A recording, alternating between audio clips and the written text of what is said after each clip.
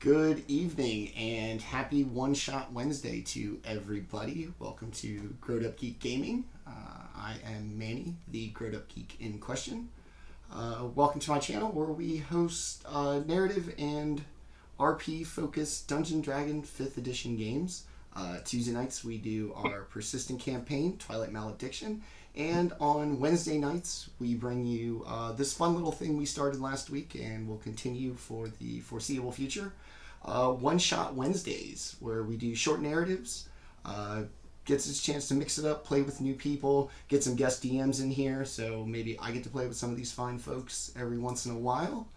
And this is our second episode, so we bring you the conclusion of the one we started last week, our level 9 two-part narrative, The Wedding Veil, a Fey Wedding Spectacular.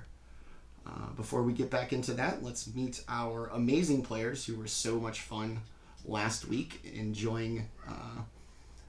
I imagine the roleplay stretch didn't seem to be too far for most of these people as far as kind of go get a little rowdy, have some drinks, have some fun, save a princess, the huge.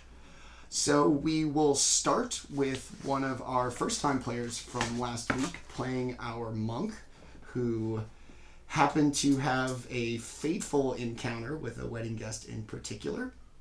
And Tim, go ahead and tell us about Ernest. Well, never one to turn down a party. Ernest gleefully entered and started drinking with a companion that he made at the entrance. I believe that her name was Sharon. Yes. And by the end of the night, in a classic Ernest style, uh, apparently stumbling around the dance floor, managed to make quite a show that Sharon was undoubtedly impressed with, maybe too impressed with, and leaving Ernest potentially heartbroken at the end of the evening. It wouldn't be a wedding if you didn't fall for a guest that you probably shouldn't have. I mean, yeah, we've all let's be real. I've been there. I don't know about everybody, but So he's turning to his favorite coping mechanism and hopes to rally Sally forth. well, it is a wedding, so it is about the prime opportunity to use that as your coping mechanism. It's very supportive in that way. Let's go up top on the other side to one of our good friends from Tuesday night, our boy Dustin, and tell us about Fynra, who had a good time as well at the bar. Yeah, Fynra is a Goliath barbarian. She's like 8 feet tall. She's pure muscle. And yeah, she likes to get rowdy, throw some punches, and have some drinks. Just an awesome wedding guest all around. There you go. We will move on to our other first timer on the channel last week, Charles, who's basically the one kind of doing his best to guide the behavior in front of the Fey Court last week. Yeah, my character Hernelis, he's an Eladrin druid, so he's from the Feywild, very familiar with the customs and what it's like to go to some of these weddings and things like that. And he's just trying to play the straight man, make sure that we don't get into too much trouble. But it looks like that the trouble that's come is kind of outside of his hands at this point. So we'll see how it goes tonight. You guys are totally embarrassing me around my people. And we will finish off with another friend from Tuesday night and kind of a notorious wedding guest. Tenta, tell us about Brumbie. You're muted, buddy. Because my cat's out. Alright, so Brumbie is a very evil Loxodon psychic sorcerer, and he's there because you don't forget to invite Brumbie, and he knows that. And apparently he's made himself quite familiar with the denizens there before even showing up. So he's got a little bit of a reputation, and he means to uphold it. And I believe almost every encounter with a guest who was familiar with Brumbie was more of a kind of groan and eye roll. Hi, Brumbie. Jesus. Keep inviting you to these things, huh? I can't believe you're here right now. Yeah. All right. So, just a bunch of guests you would want at your wedding. So why not at the Fey Court have these people? So last week, the party received a group invitation for heroic deeds that they had achieved, earning them level 9 just for the sake of the adventure, and they were greeted and invited to the wedding of the Moonlit King, who was kind of spoken about in somewhat derogatory manner or dismissive, and the Queen of Night and Magic, a very beautiful moon elf who just regal as could be. Two of them invited the party and other dignitaries and VIPs to the wedding of their son, the Prince of Dreams, and a human girl. They had traveled to the Feywild for the Fey portion of the wedding, as the bride's family would not trust the trip to the Fey, so she went. She is on a somewhat strict 24-hour clock in the Feywild, or the amount of time that she will be gone from the material plane is unpredictable, we will say. Party met in an alley, met some of the other guests, Ernest. Went inside, kind of saw the spread, impressed, very Fey, very well-to-do. And in a kind of traditional part of a Fey wedding, the champions of the material plane fight a reenactment, apparently typically losing the reenactment, but not our hardy adventurers. They crushed it while having some amazing role play and just some very cool moments. And just in their moment of triumph, the once kind of beautiful bridal tower that had sat just off the dais in the kind of grove of the Feywild was hit with a stark and bright beam of moonlight, to which it went from this kind of beautiful ornate tower befitting of a future princess to this kind of rotten and decrepit and unkempt tower that would be inhabited by a madman. A scream kind of broke out, galloping was heard, and somebody in the crowd gasped that the king had stolen the bride. And as the galloping fades into the woods at night and the guests begin to panic, we will pick it up with the party having just heard the king has kidnapped the princess. I have one question. How long has it been in game since sort of our last combat began? Since when you fought the Eladrin / The hags. Since from the beginning of when we started. Yeah. I don't know how many rounds of combat. 10 minutes, we'll just say. Okay. Roundabout. Okay. You've probably been in the Feywild for probably close to 6 hours between waiting and kind of milling about and drinking. So you're about 6 hours into your 24 hours before your clock starts to get a little hokey as well. Okay. As the scream kind of breaks out, the Lord of the Hunt, the sworn protector of the Prince of Dreams, former champion of the material plane, can be seen kind of securing the prince as he kind of shuffles off the dais. The queen seems to be giving kind of commands to, you would assume, royal bodyguard or just attendants of the queen. And the crowd seems to be neither shocked nor panicked.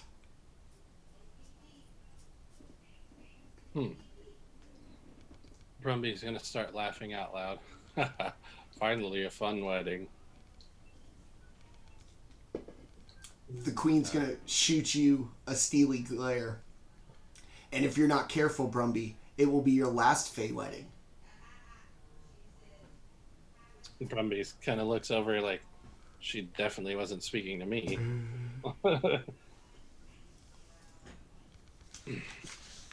Well, what should we do then, gentlemen? Shall we go deal with this or just stand around and stare? Hernelis is just sort of like, just kind of panicked, running around, screaming, just sort of like running in circles without, just like trying to decipher all the noise and everything. Brumbie As opposed to all the other. Oh. slaps you in the back of the head. Stop it. Get under control, man. All right. In that, like, trying to calm his breath. So right now, it's the bridal tower is like kind of off in the distance. A little. Sort of It's a little bit kind of like off from the path of like where the dais is, but as far as like things in the clearing, it's basically the last thing before it just kind of becomes this kind of, you know, very typical giant dense Fey forest. And the guards, where are they running to or from? They are mostly concerned with the queen, as best you can tell. The dais kind of slopes up, you know, like bleacher seats would in a stadium. So the road and the foot, you know, galloping that you heard is kind of behind that, so you don't get a real clear view because of the seats. Okay. Ernest is looking around the room to see if he can find where Sharon was dragged off to after he essentially beat her to near death. In the kind of commotion, for you to have probably having been keeping your eye on her, just kind of ever present of where she was, she seems to have slipped like just kind of away unnoticed. For her fire red hair and her fire red dress amongst all this kind of green and purple, she stuck out. So she seems to have kind of either disappeared spontaneously or decided that it was time to call her Uber. Well, I find it odd that the prince and the queen seem to have all these attendants making sure that they're safe. Is there no one watching the princess? It doesn't seem to be. The tower is still kind of off in the distance. The once sealed door that made it look secure when it was probably just an illusion seems to be kind of faded. And, like in an unkept building, it just looks kind of just hanging there. Okay, and you said this tower is like in the forest, or It's right up against it. Like I said, it's just basically kind of a big grove that seems to be either cleared, you know, naturally or through magic. Mm-hmm. And then right before the kind of edge perimeter is where the tower is. Okay. This is the king that they decided not to invite. That guy. Yes. What was he doing here? He wasn't invited. This is all very odd. This is the strangest wedding I've ever been to. Besides the just now, the odd intoxicants.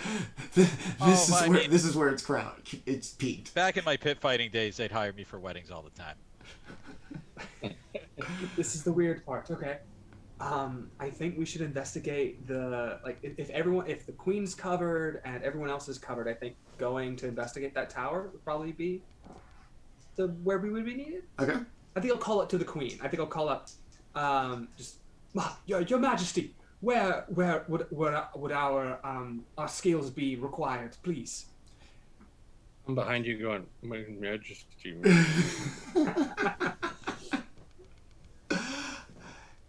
I walk up and throw my arm around you and kind of like, yeah, what do you want us to do? You are her sworn champions. You must recover her this is the king. He is mad. He will do anything to keep his son here amongst the Fey.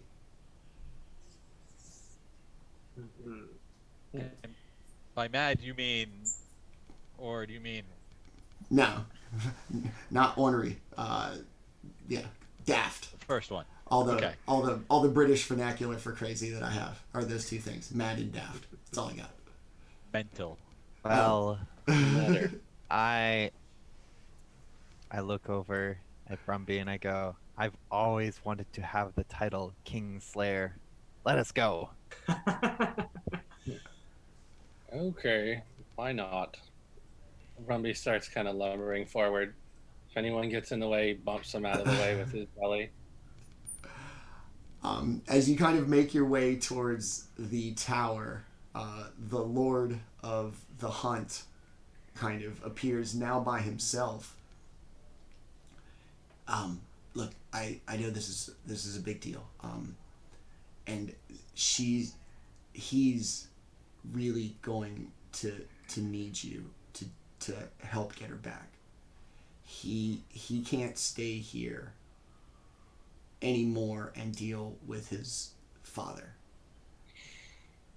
There's a reason why he wasn't invited, and as much as it pains all of us to say, he is leaving after this wedding.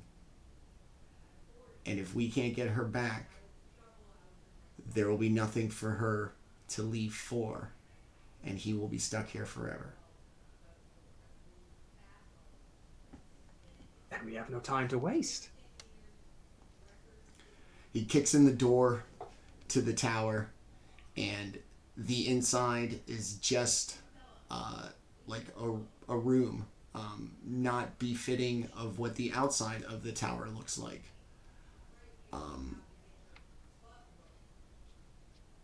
Yeah, it's just an empty room with a stark, bright thing of moonlight jutting in through the holes in the ceiling.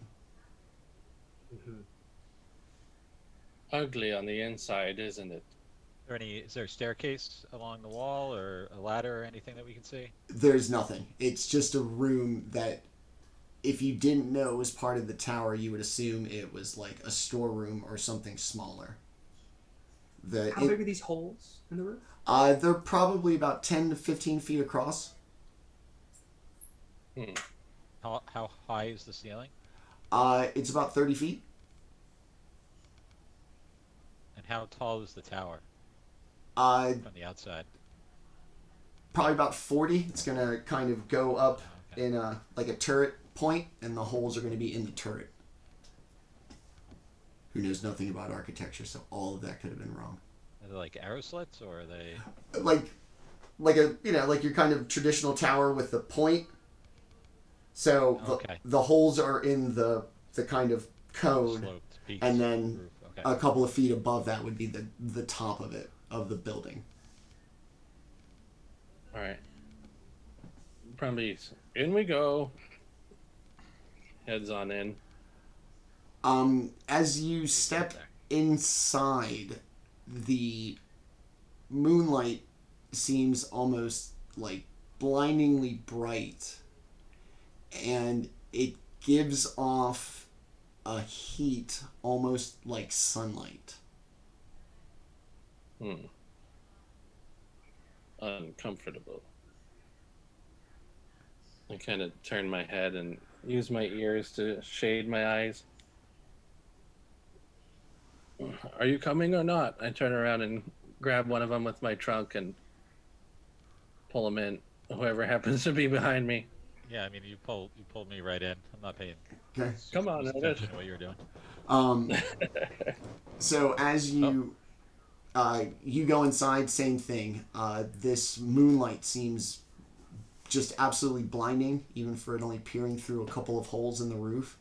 And when it touches you, it feels exceptionally warm.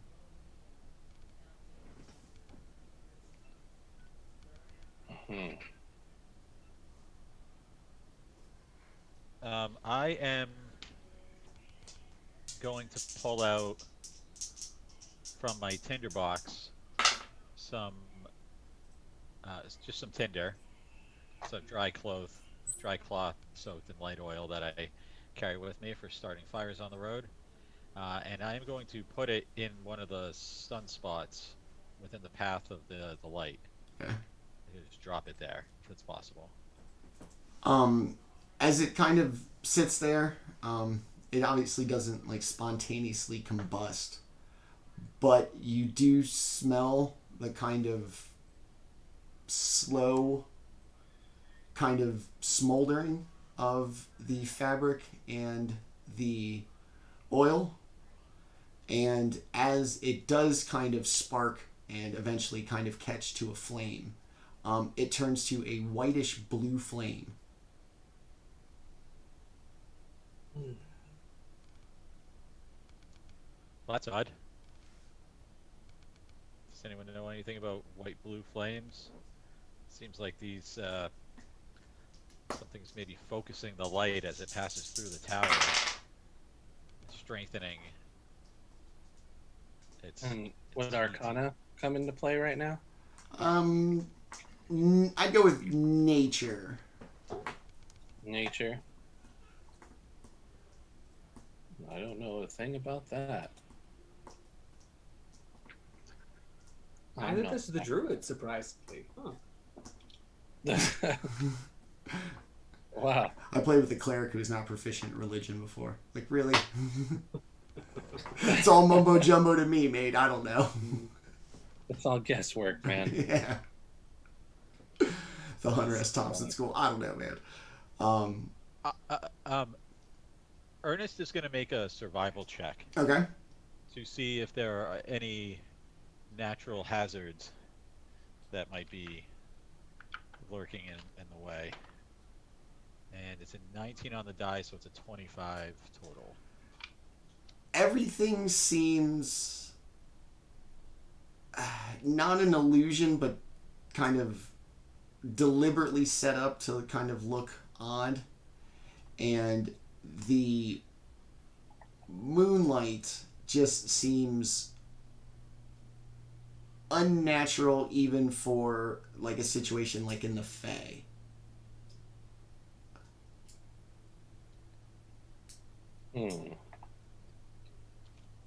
This is not usually a tool that I try to keep in my skill set, but how are we all feeling about me just burning this whole thing down? Is that Mr. Lord of the Hunt? Would that be sacrilegious, or This I mean, isn't there somebody in here we're trying to save? there's none of this is Like none of this is real. It'll all be gone in a few days. But if she's not here, then perhaps they went through the woods. I have an idea. Is there nothing else in this tower? It's Nope. just like Just light? an empty room with some creepy moonlight. Some Okay. dust. All right. I attack the moonlight. No, I don't. I'll head back out and bump the Lord of the Hunt out of the way. Does anyone have woman. does anyone have a piece of glass or a mirror? Negative. No, I can't even see my reflection. You use your trunk, bro. That'd be awesome. Can I Not improvise a bottle that I'm carrying with me You got a flask? to act? Yeah, I have a bottle of wine that I snuck out of the wedding with me. Nice. Actually, that bottle that I downed. Oh no, I smashed that against the ground, didn't I? So Yes, you I'm gonna see if I can't reflect or bounce the light around the room Okay. by holding. I'm gonna empty the bottle first, though. Foolish not to. I have and this in the most disco ball in my appropriate pocket. That was for the after party. And then I'm going to hold it up to the light so that my hand is not in the light, but that the bottle is. As it refracts around through the bottle at like a kind of really tight, acute angle to kind of focus the light, it begins to kind of cut through whatever the tower is made of. And as you see it cut through so easily, it is clearly not made of the stone that you thought it was. So the material that's actually underneath the illusion is starting to poke through as the moonlight bounces off the bottle. With the concentrated moonlight, yes. All right, so what am I seeing underneath? Is it? It's basically going to cut through, and you're going to start to see the outside as the kind of light moves up. You're basically going to, essentially like shot like a laser through the wall. So I don't think you could set this on fire if you wanted to, but maybe we can get enough moonlight refracting around here that we dispel the illusion entirely. I had an idea that I wanted to try. I got an iron pot. I think while these three are trying to butt their heads together to try and figure out how to refract this laser and everything, I have a spell called Tree Stride. If I activate it, I have the ability to enter any tree and then exit any other tree of the same species up to 500 feet away. Okay. And I can do that for a minute.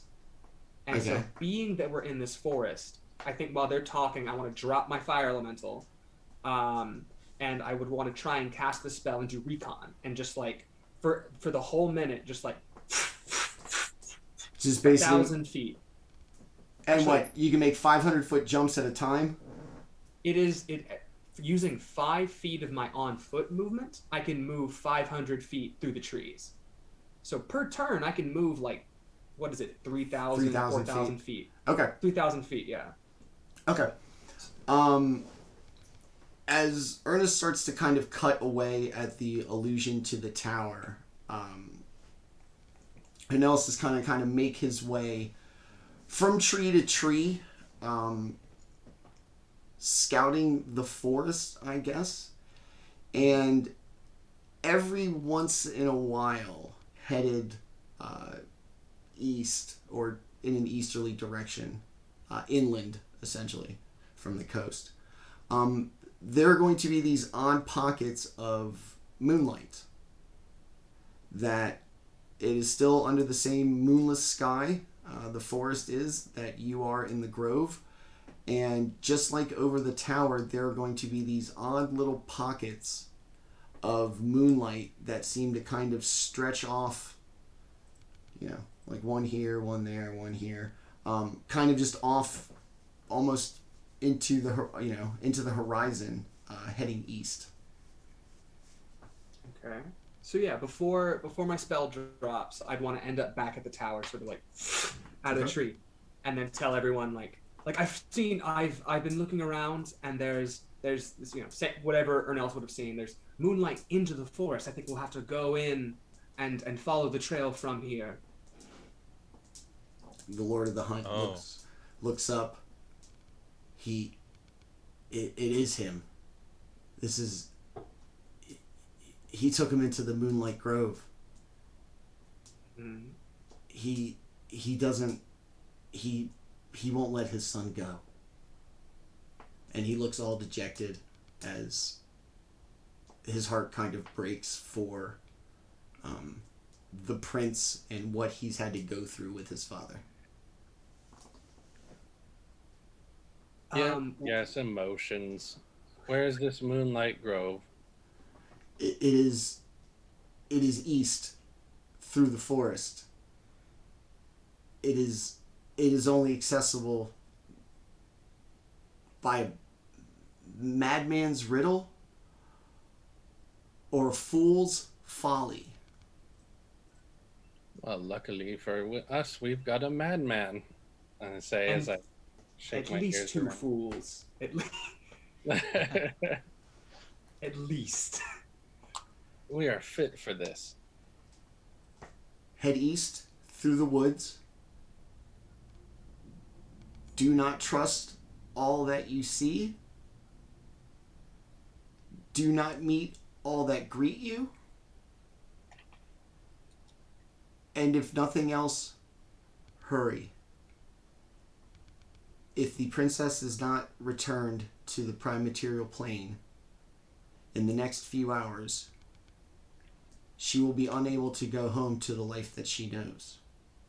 She may return home 400 years into the future, her entire family dead. She must return home. I mean, this is the life she chose. She's just on a day trip. She took the bridge and tunnel. She's the bridge and tunnel crowd today. Maybe she hates her family. Maybe they're gross. You know. I mean, look at Maybe this. she's hoping to come back 400 years in the future and How get like a hover badass? bike. How badass is the wedding going to be in Tribor? Right? It's going to be this cool? Hell no. Brumbie, can you fly? Well, I guess we should. Are you asking me if I March. can fly because I have large ears? No, because you're a master magician that has the ability to cast spells. I don't. Yeah, sure. Racist. Yes or thought no, we were Brumbie? past this. No, no, Brumbie does not fly. Brumbie walks. I could try and transform to transport us more easily, but I could perhaps only carry 2 of us at once. I was looking for an excuse to transform into a giant eagle, but like I don't know. I've got I would have 2 talons. I don't know if that'd be enough to try and carry all 3 of them. Hey, Mr. Horde of the Lunt, Lord of the Hunt, what is exactly the difference that the queen and the king and the prince have all come to here? Like, maybe we can persuade him to let the princess go, but I think we need a little insight here. Actually, Brumbie can fly. Wait. Oh yeah, you're flying right now. Oh right, sorry that. Yeah. She kind of gets this sad look in her face. It wasn't always like this. He has grown quite mad at his son's love of this mortal and his desire to give up all that we have here to spend a mortal life with her. His father views that as the ultimate rejection, that through his bloodline we have granted him everything. He is the Prince of Dreams. He brings the light at the end of a dark night to all those in the mortal realm. He helps them achieve their greatest ambitions, and he comforts them at night. Yeah. There's such a focus on the prince here. We got this princess off kidnapped. Who was supposed to be protecting her? She is in the protection of the prince, and the assumption that nobody would kidnap the bride on her wedding. Believe this guy? Fools. Let's go save their asses. And then I turn into a giant eagle, and then... Are you gonna go as the eagle? Yeah, I think if that's the plan, if we're rather than trudging through the forest, if I could wild shape into a giant eagle and Brumbie could fly, I could carry Ernest and Fynra. Oh no, I have a. Well, how far can you move in a turn? Because I got 80 feet of movement flying. I'll just jump from treetop to treetop and meet you there. I'd be all right. Brumbie Tiger, hidden dragon. kind of lifts his trunk up and taps himself on the head and turns into a gross, red, twisted Aarakocra. Now Brumbie can fly. Ugh. Yeah, I'm definitely doing tree to tree. I'll be You You don't start wanna walking. come with? Square! Yeah.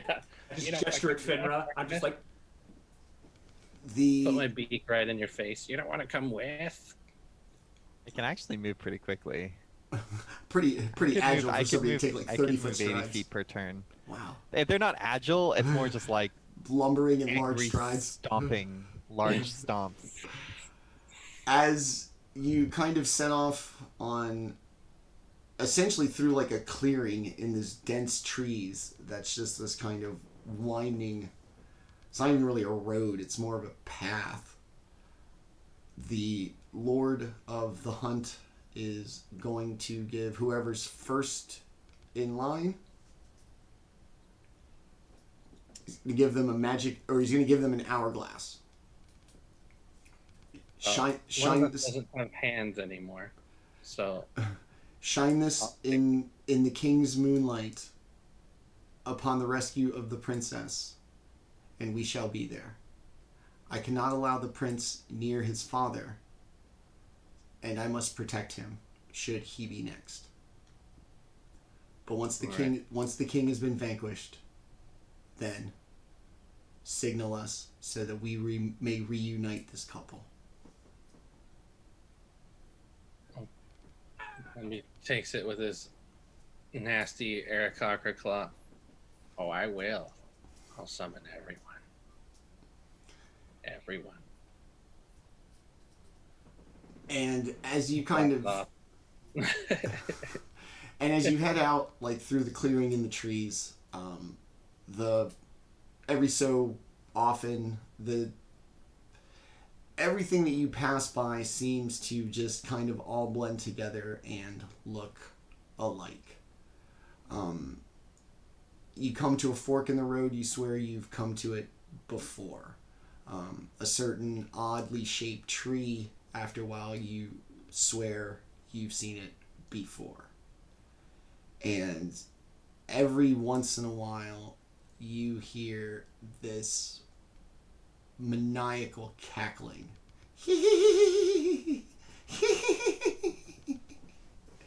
Just kind of echo through the woods. Did I just see the bartender from the wedding back there? Or was that a different tree? Oh. Everybody give me a survival check. Make sure y'all don't get lost. Oh, yeah. I'm super good at that one, I'm sure. 18. The druid. Shocking. I got a 7. I just go smash things. 21. I Okay. have advantage on survival. Weird. Do you have advantage on wisdom checks, maybe? Yeah. Which puts me at 19. Haha, beat the druid. So, you're really starting to believe that you're kind of lost. That, surprisingly enough, the denizens of the Feywild have set an odd kind of never-ending labyrinth through their enchanted forest. The laughing continues, and for the first time, it looks like the kind of spotlights of moonlight are actually moving as opposed to just being these static things in the distance.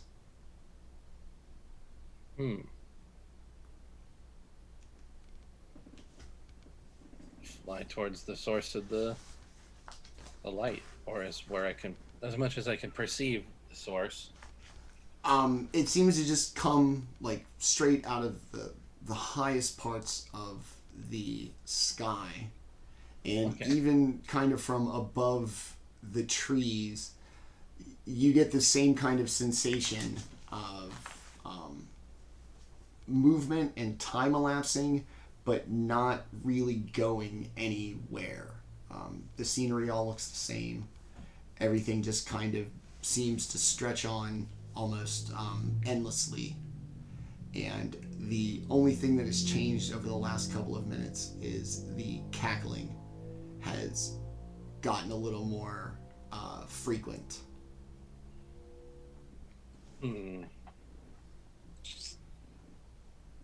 Not good. Not good at all. Everybody give me a perception check, please. Does this perception check rely on vision? Yes. Okay, so as an eagle, I get advantage. Hey. Well, I'm not going to beat the nat 20, 27. Okay. 21. All right. I got 6. I'm. I got Let me double 12. check. Yeah, I have disadvantage on everything because I'm exhausted from the potions or whatever. I actually got an 18, Manny, because I got advantage on wisdom checks. All right.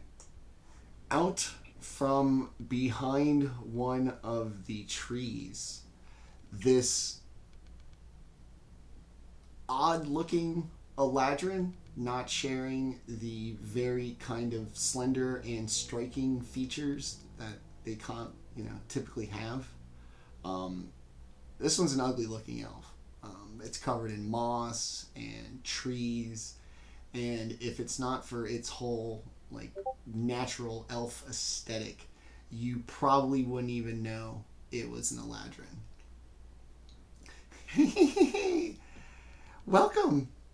The king sends his regards. I was his only invitee to this, and I am glad that the very important people have made it to this private affair. Thought this was a kidnapping. Now it's an affair? This must be a madman. It is the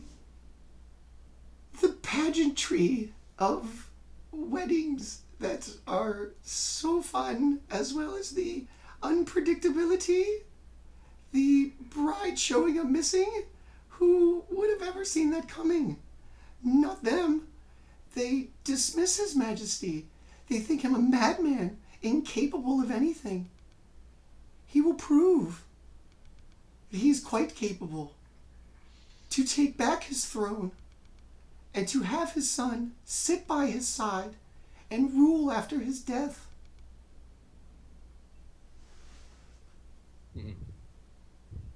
Well, that's creepy. This is a female Eladrin? It's a male.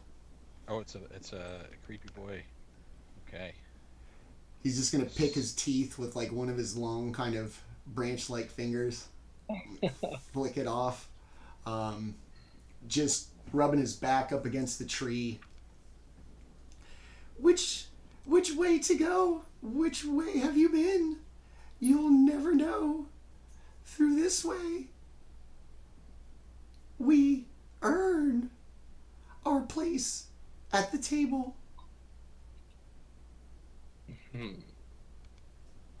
How do we earn our place at the table?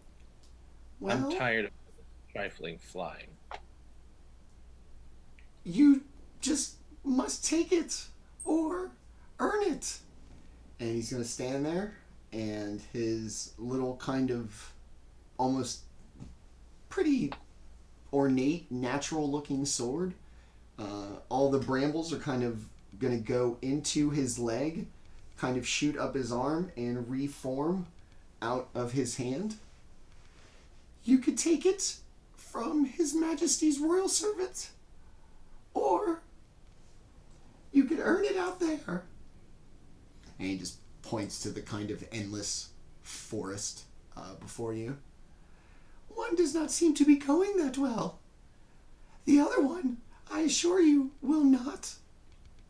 I'd like to try casting Charm Person. I think I want to just put on a big smile and touch my my sickle at my side, and then just say, I hope that as a fellow Eladrin we could come to some sort of agreement. DC 17 Wisdom saving. Ooh, very nice. It's gonna be an 18. Oh, come on! I am not one of these material creatures that you are so fond of.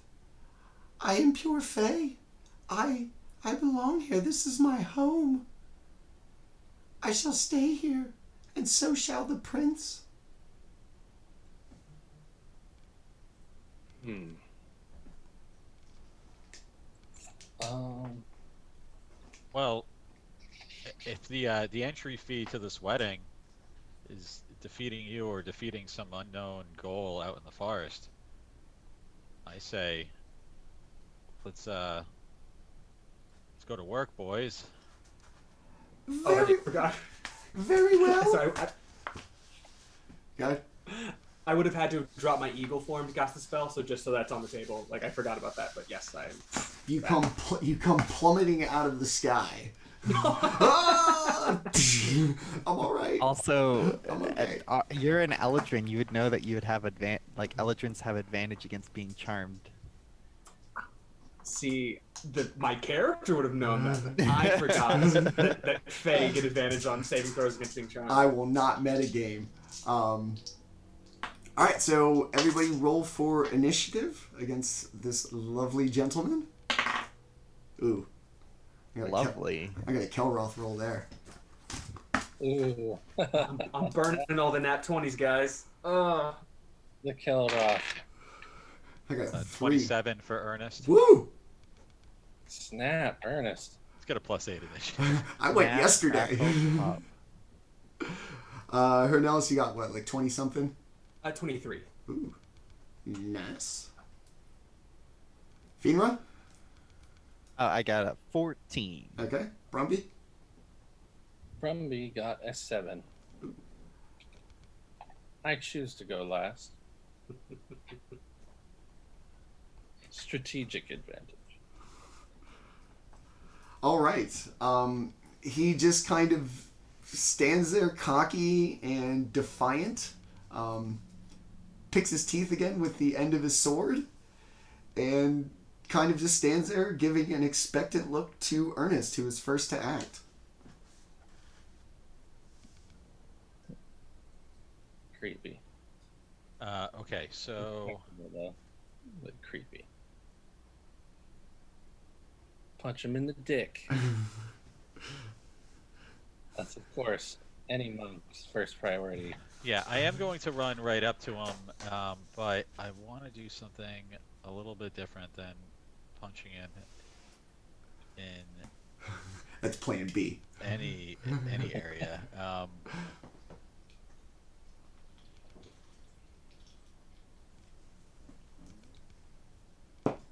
Okay, I'm gonna pull my spear from my back Okay. and attempt to, lash out with it. Just gonna do a direct attack, but I'm gonna spend one.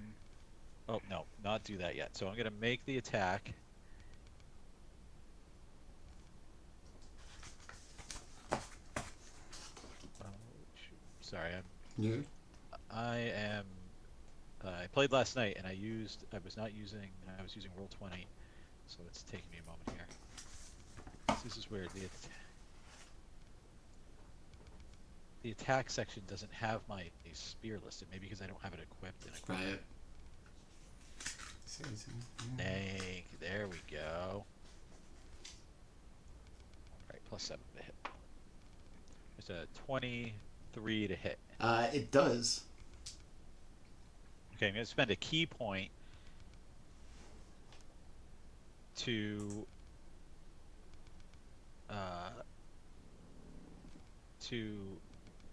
do a stunning strike. Okay.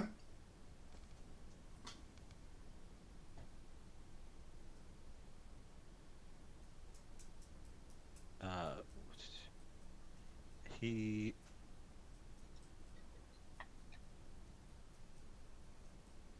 make the target stunned until the end of your next turn if it fails a con saving throw of DC 14. So go ahead and make a Constitution saving throw. 24.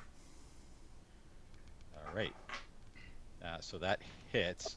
I'm going to use my second attack to again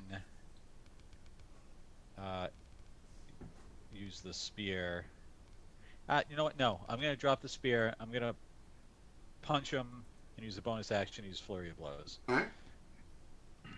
Because this just doesn't seem to be working. 26 to hit. Yep. So that's the first unarmed strike. It's going to do 6 bludgeoning damage.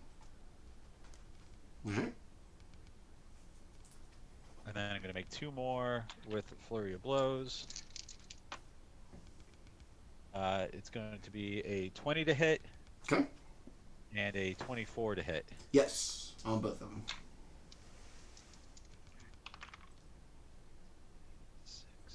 14 bludgeoning damage total. Okay. And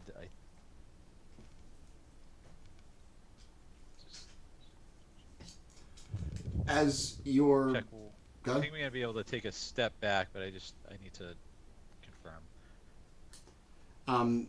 As you make your strikes No, I with can't. your kind of typical monk strength and grace, and you feel as if you've connected very well. Every single blow almost seems laughed off by your little friend there. Who do you think I am? One of your mortals? And it's going to be Hernelis. So just want to clarify, I am going to take a 10-foot step back Okay. using Drunken Technique, which gives me the disengage benefit. Okay. If this is a non-magical bludgeoning thing, monks do have magical fists by this level. Yeah? If that's yes. Okay. So the spear's not magical, but the fist would be. Alright, so...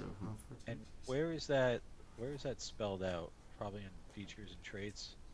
I at least I believe so. By 9th level, I thought monks had that ability. Unless it's, yeah. Alright, I got math for both of them. Okay, yeah. Just real quick, it should be. Oh yeah, it's 6th level, key empowered strikes. Okay. Okay. Alright, so you do strike. It still laughs it off, but not in the same way. Yeah.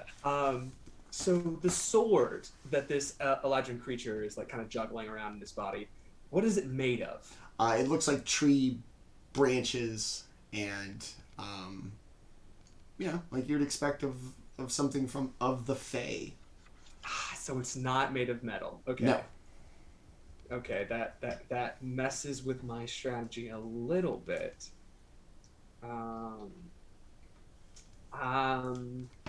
So if that's not gonna work, I think that I'll draw my sickle, draw my shield, but I'm going to raise a hand and sort of like kind of flash into a frosty winter Eladrin visage for a moment. I'm going to try and cast Hold Person.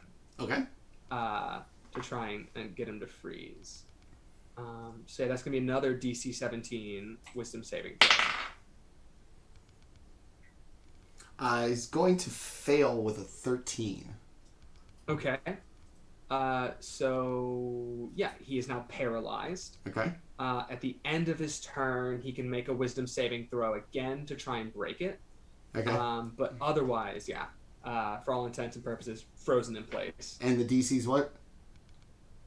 17. It's going to be 17. DC 17 Okay. each turn. All right, so he's going to go from laughing and kind of being a kind of cocky douchebag to what? Just kind of frozen in place, or like a puddle on the ground? Frozen in place, yeah, exactly. Okay. So it's kind of mid taunt, stupid smile on his face, pointing like a douche at everybody, frozen in position, and I'm sure our lovely barbarian this evening is going to love to just smack the shit out of somebody who's pointing at them like a douche. Automatic crits. Not being able to move is probably the best part. So yeah, I think I'm just going to focus, kind of stay at a good distance, and just sort of hold this spell and wait for Fynra to get in there and ready Okay. hell. All right, you go, girl. Smash the shit out of this thing.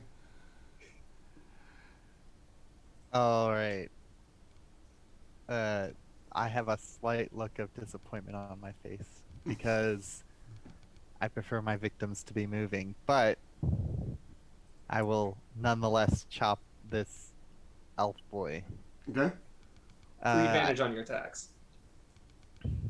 Okay. You know, I'll. Um. Let's see. Yeah, I'm. It seems so pointless. I'm not even gonna rage. I'm just gonna hit him. That's a 27 to hit, Yes. and it's a critical hit apparently. Yeah, because he's paralyzed. So max damage, and then roll all the damage die again. So 22 damage. Okay. Whack. Hernelis, how long does this paralyzing effect that you're It having on it is last? up to a minute, or until he breaks out of it with a save. And this concentration? Yeah, concentration on me. Yeah. Okay. Thank you. Okay. An 18 to hit. Yes. 21 points of damage. Okay. Very nice. I'm just kind of like, hiya, hiya. This is the sporty. Nah, yeah. My way's not very sportsmanlike. I'm like half-heartedly chopping him to death. still smashing you, but not with all my heart. All right. After a couple of half-hearted shots, that's it. Nothing too much. Not, his heart's not in it. All right, Brumbie.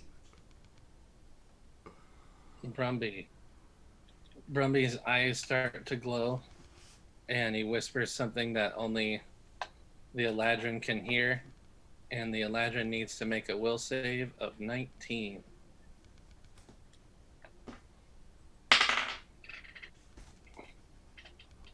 What save? Will? Wisdom? 18. Fatal. Oh shit. So he will. All of this.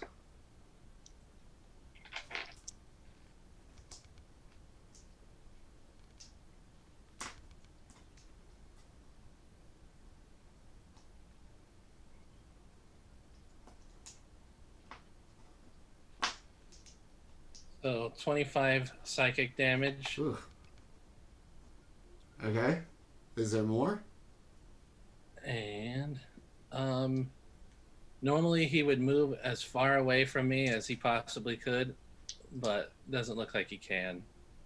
So he has to just sit there and be racked with pain and have his head glow bright blue and just pain. Despite being paralyzed and basically frozen, in the expression that he had, even when Fynra smashed him, after casting your spell, his eyes seem to have changed in a small way. That despite being paralyzed, he just looks absolutely gripped with absolute terror. What else you got? Is that correct. it? That's it? You're just gonna wreck this dude's mind? All right. All right. Let's see if dude. Brain right now. Let's see if dude can get out of this, or if I just didn't give you guys a way to eat up resources. All right. He is going to make his save to break out of his paralysis, and My plan. all right. That's it for. Yeah, well, that's it for his turn, but at least he's back up and doing something. So we are back to the top with our monk 10 feet away, and once again, a target who's kind of, well, terrified and kind of looks labored, still cackling and looks like a lunatic. Of course. All right, I'm gonna run back up to him and pick up my spear along the way and attempt to hit him with it again. Okay.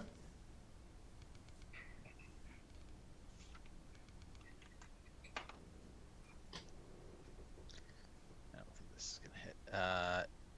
An 18 to hit. 18 does hit. Okay, I am gonna do Only 4 points of damage, but I am going to use a key point to force a Constitution saving throw. DC 14. 22. Okay.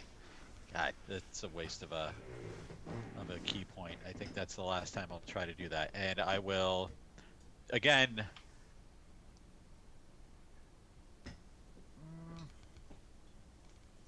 yeah, I'll just punch him a bunch him. All right. It's going to be 3 melee or unarmed strikes with my bonus action using Fury of Blows. Yep. I'm just going to roll all these dice at the same time. Okay, so that's a 24 to hit. Yep. A 22 to hit. Yep. And a 16 to hit. 16, no. Slippery. Well, we're just trying to make him last like 2 full rounds, so, I'll take what I can get. Yeah, fair enough. 22 points of damage total. Jesus. Bludgeoning. Jesus. CR 11 my ass. And 10 step back, picking up my spear along the way, slinging it over my back. Okay. He's It's going to be a keeping, trippingly somersault cartwheel deal back as well.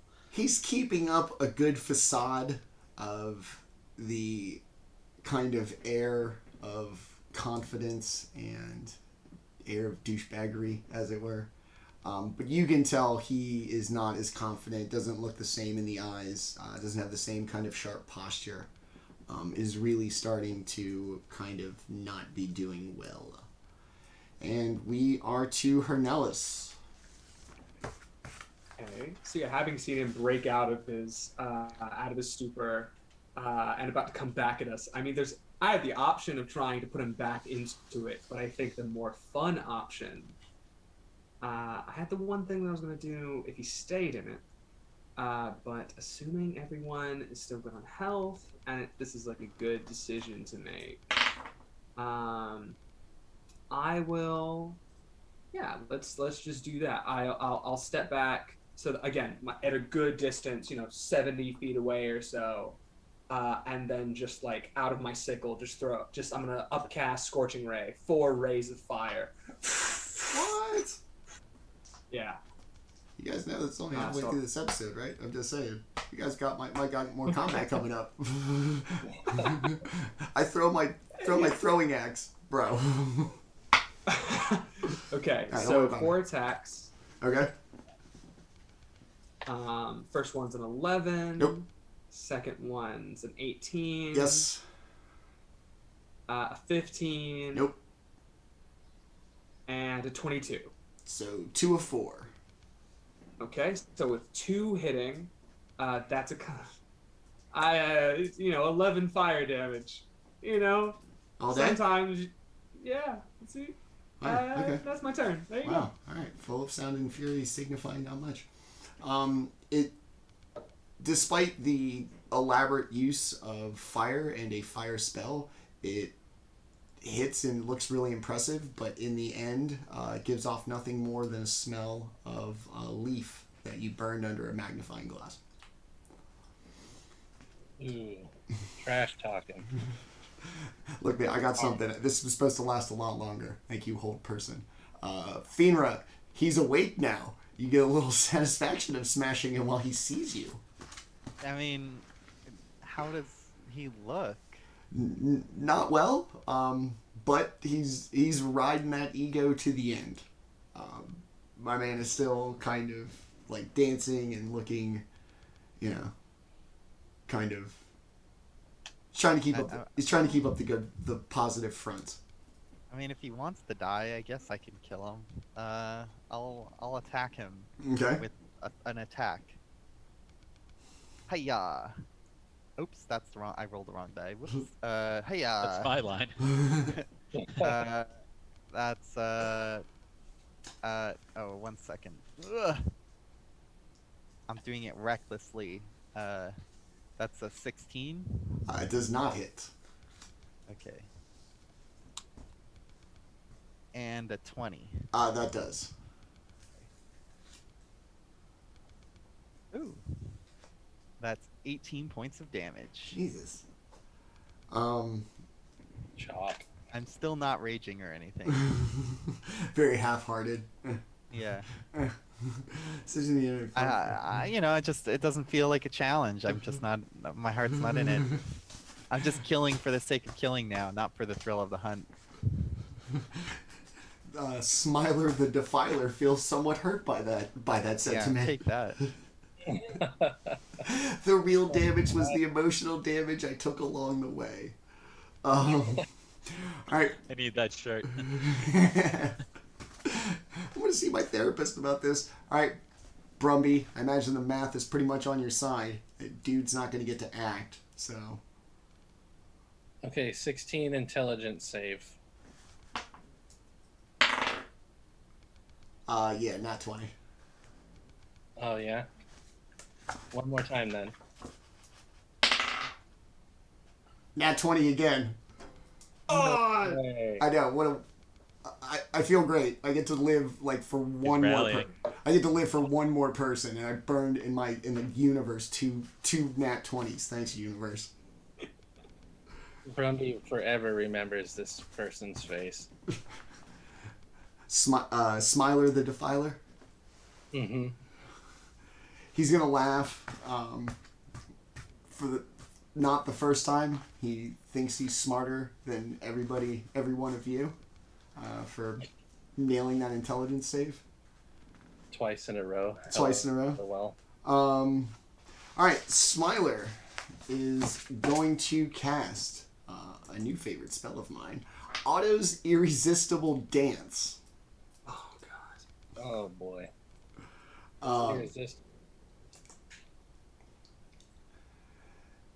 He's going to cast it on Brumbie for what he did while he was paralyzed. It shouldn't be you, though. I need you to make a DC 17 Charisma save, and I realize it shouldn't be you for that reason. Charisma save. Yeah. Is this a Just charm? one person? Yeah, it's just one. Okay. Choose one creature that you can see within range. Is it a charm or a fear effect? It is a charm. Okay, cool. Excellent. Are you immune or you have advantage? I have advantage. Okay. So I ended up with 20 Okay. plus 8 to charisma saves. I command you to dance. And he does this little thing, like moving a marionette puppet. And after a couple of moments, when he realizes that you're not dancing, From staring at him. I hope His Majesty is almost done with what he needs to do. Four adventurers just getting closer and closer. All right, that's going to be it for him, and we go back to the top with Ernest and a now crestfallen Smiler the Defiler. As the baddies. it ain't looking too good for the home team from his perspective. Good. Okay, Ernest is going to reach around his back and pull out a folding fan, and for the DM, this is a wind fan, one uncommon item, and I am going to just gently wave it at my friend, very sarcastically, Mr. Smiley, in front of me. And a 60-foot long, 10-foot wide blast of wind in his direction will need to make a strength saving throw or be pushed 15 feet away. I'd like to point it in such a way that he gets blown into a nearby tree, just right up against a tree. Okay. 16 on his saving throw.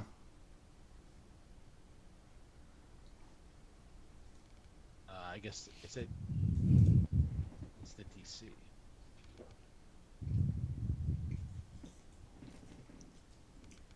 For the item, it says 13 in D&D Beyond.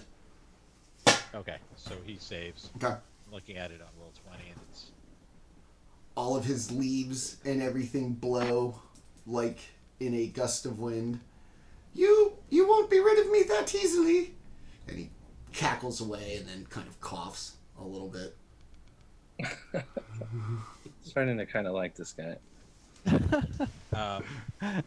I am going to maintain concentration on my fan for up to a minute.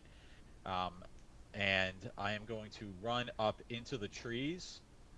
And as my bonus action, I am going to change the direction of the spell so that it continues to be focused on Smiley. Okay. And that'll end my turn. Alright, and then what? I'll have to make a save at the end of each of my turns or something?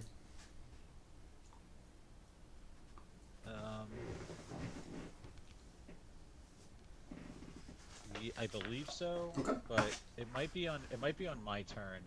I'll double check that.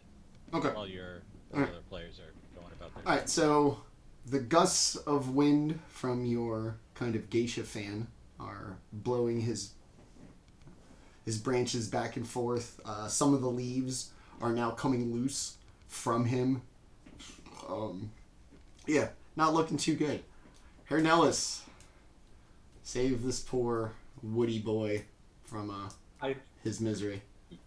Yeah, I think in my spare hand, just with the gust of air coming at him, I'm going to cast Produce Flame. I'm going to produce another ball flame in my hand and just chuck it at him. Ooh. That's going to miss. I rolled an 11. Well, you did throw it. Did throw it. I'm not proficient in athletics. All right. Underhand Just toss. to clarify, the strength saving throw is only at the time of casting. Okay. But there is a additional 1 foot of movement for any creature in the line must spend 2 feet of movement for every 1 foot they move. So Okay. It basically cuts his movement in half. if he's moving toward me, yes. Okay. Alrighty. So what? Soft underhand toss, broke the egg. That's it. Yeah, that's the turn. All right. Man, Fynra, I didn't think we were gonna get back around to you.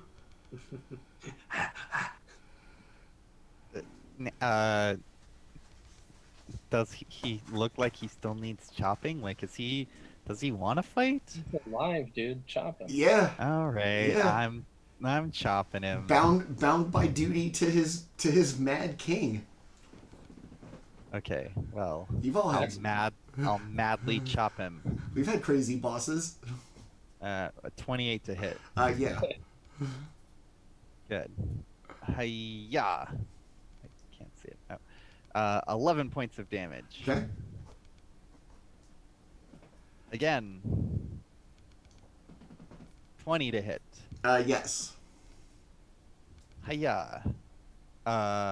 16 points of damage.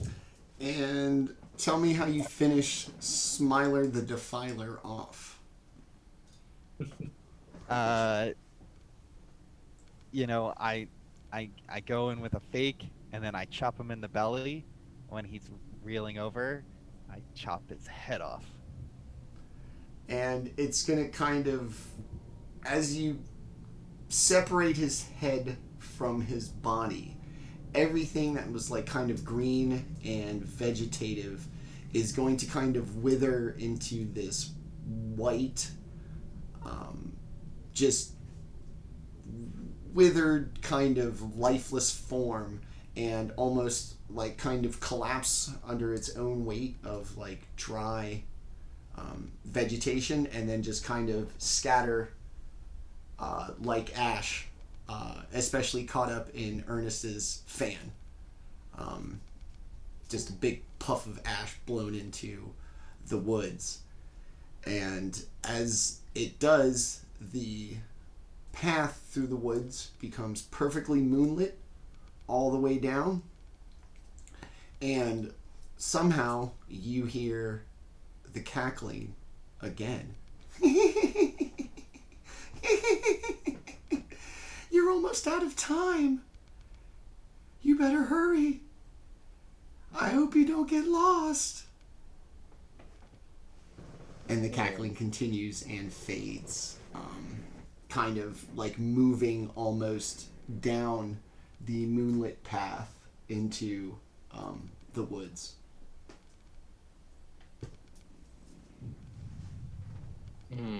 Onward. Yeah, onward indeed. Let's follow the sound.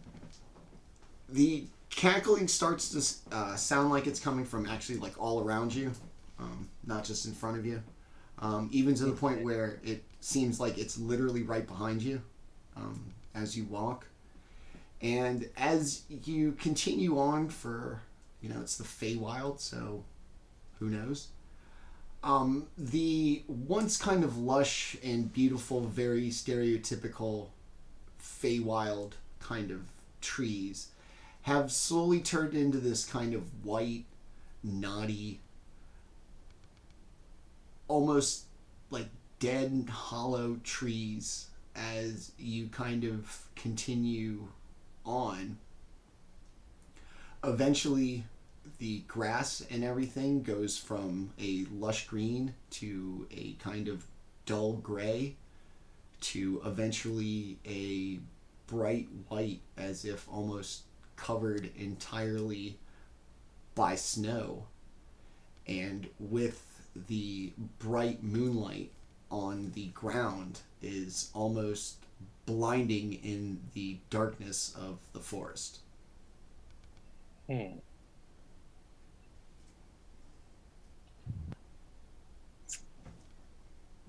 Brumbie feels more at home here now. I quite like it. The cackling intensifies. This can be your home if you like, Brumbie. Oh, gosh. No, thank you. Brumbie prefers other places. But it is nice here.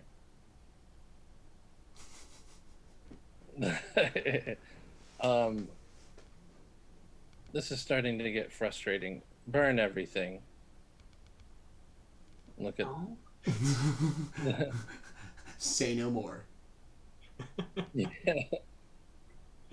Burn it all. Sick of this. As you continue, the bright light reflecting off all the white vegetation eventually subsides, and everything grows back to a green. Still nighttime. There are birds singing and fireflies buzzing about this clearing that seems almost entirely dark, as if like intentional. That a space this big, as far as you've seen, should not have at least one little bit of moonlight in it. Okay.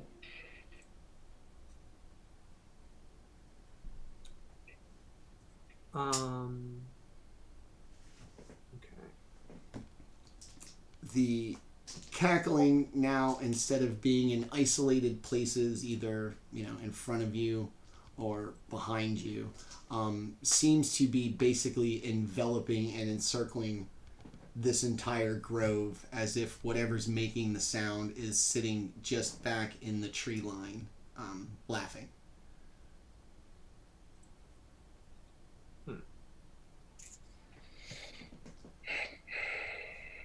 Are you prepared for what you came for? Are you really ready to separate a father and son? Are you ready to rob a prince of his birthright? To grant happiness to the material plane? For what? 60 years of life with this woman so that he may die and rot in the earth? That You- sounds fine. You call Busy, yourself Daddy's boy. You call Let's yourself go. champions? This is the life you want her to have? Everyone must die. Yeah, and like we don't really care. I don't think. I think aren't we just getting paid to do this? You guys Basically, right? You guys are just guests at the wedding. You got caught up in this. Well, you know, like, listen, You were just listen. trying to get drunk. We know what we know. Listen, he needs to like grow up. Uh, you know, Daddy ain't gonna pay the bills forever. You know, stuff like that. So, let's go. Very well. It is time that your reign as champions of the material plane comes to an end. And you bow Oh, brother. to the Moonlit King and the Night Court. And as he says it, Always with this the bowing. he's a king, man. Wants a little respect. Yuck. A much larger version of the tower that you saw at the wedding appears, and it is the same ramshackle, kind of dilapidated condition. And just like in the grove where the wedding was taking place, there are holes in the ceiling, and a super bright moonlight just manages to hit right through the hole. The door on the tower opens up. A kind of moonlit fog illuminates a circular staircase that appears to go up to the top. If you so dare to fight for this creature, then come up here and meet the king. I don't like this guy. I have a feeling we've met before. What is Smiley wear? What was Smiley wearing? Just according to this, it's gonna be +2 leather armor, but it's all very kind of, aesthetically suited for an Eladrin. Look like tree bark. Any particular colors? Brown and green. Okay, and does this Eladrin have any hair, and what color is it? It's green. Okay.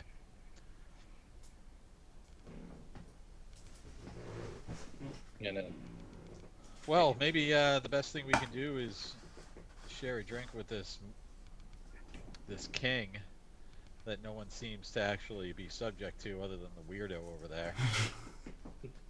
He's got a devoted Talking out of following. this mess. Yeah, up one. Yeah. And Hey, stab him in the back It's devoted. while drinking. Yeah. That wasn't outside of the proposal I just made, for sure. Brumbie loves stabbing people in the back. We step forward. Okay. And everybody's just gonna go up the stairs. Oh yeah. Okay. This tower has stairs. This one's the real deal. As you kind of go up the circular, fully firm stone stairwell into a large single room. It's about 50 feet square, and in the dead center is where the moonlight cascades in through the hole in the roof. Above the ground, just below the peak of the tower, just ever so gently bathed in the moonlight, appears a blonde girl floating in the air in a long white dress. She's about 50 feet in the air above the center of the room. And sitting in this very decrepit, spiderweb covered, faded throne sits this man in a blue wig, purple trifold hat, a long waistcoat, just standing there looking at his hand in the moonlight. There is not enough time for you to kill me and save her. Unfortunately, you can't do both. So,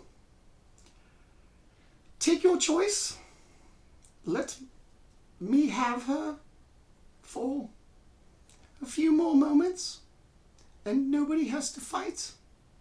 Or challenge the king and lose like all have before you, and potentially take my son away from me. It is your choice. What of the princess's choice? She has no choice in this realm. She is a visitor. A temporary one at that. Comes here, steals my son's heart, and then leaves. She has no rights. She is nothing. I've had meals longer than her life. And I'm going to watch her take my son away from me. Yeah, I think that maybe we should all share a drink and talk this over, don't you? I don't want to drink. I want my son. Now, allow me to keep her here for a few moments and seal her fate. Let's get to the bashing. You talk too much. All right. In another world is very proud of you right now.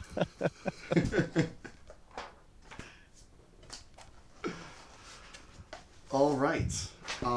We will roll initiative, and then we will take our quick middle break before we come back with the final encounter with the Moonlit King. So, everybody, give me an initiative. Ooh, got 18. Ooh, hey. Take that, Kelroth. Take that, Kelroth, you loser. 7. That's better than Kelroth. Yeah, you're 25. Would you get 25? Yeah. Oh, you're the monk. Okay, that's right. I was like, man, I thought His Majesty did well. Brumbie, what'd you get? 14. Okay. All right. So, the order will be, when we return, it will be Ernest, the Moonlit King, Fynra, Brumbie, Hernelis. As of right now, that is what initiative looks like.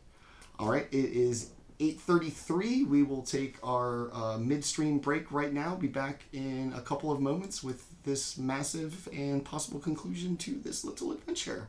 So we hope you stick around. Thanks for coming out tonight, and we will be back in just a couple of moments. Boom.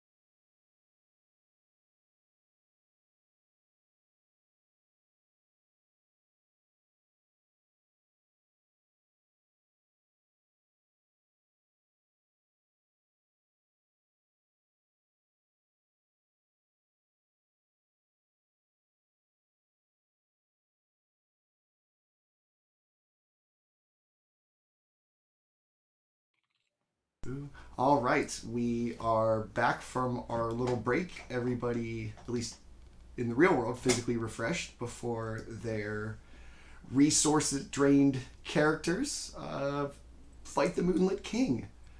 So yeah, the party has made it through the woods. Was slightly delayed by Smiler the Defiler, thanks to Hold Person. And has finally made it to the tower with the king.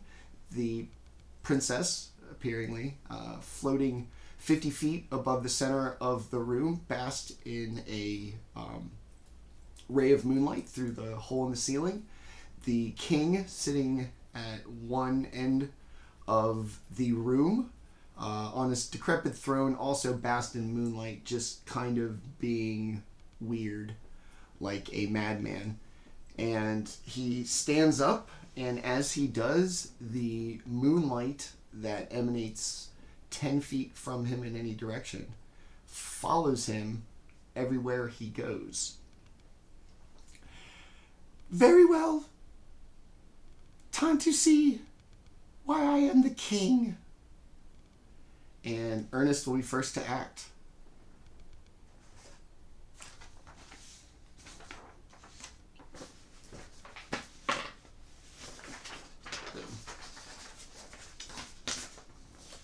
You're muted.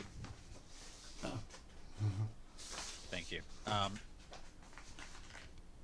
How far away am I from our About 40 feet. Majesty? And how tall is the ceiling in this room? 50 feet at the center of the room. And are there any platforms to stand on higher up? There are 4 pillars along the perimeter of the room, basically for structure, but it's just an empty kind of square room with a little platform and a throne and some moonlight and a creepy dude and a girl and you guys. And a cranky dude. You think you wouldn't get tired of listening to that voice all day? No, love it. All right, so I'm going to ask for a rules clarification. How does hold action work? Is it only the action, or can it be a move and an action, or a move and an action and a bonus action? I would say one of those. Like if you wanted to move, do your movement now, and then ready the action based on where you would be. So, okay, so it's ready in action, and I have to tell you what the action is and what the trigger is? Vaguely enough. Doesn't have to be too specific.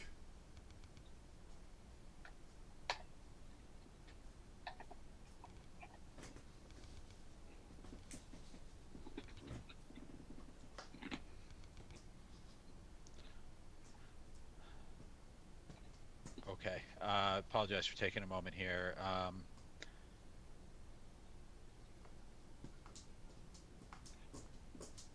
Okay. Ernest is going to ask one more time, and he pulls out a bottle with a misty-looking liquid inside, and he says, "Are you sure you don't want to drink?"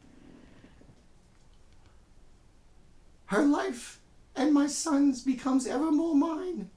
Every offer you make.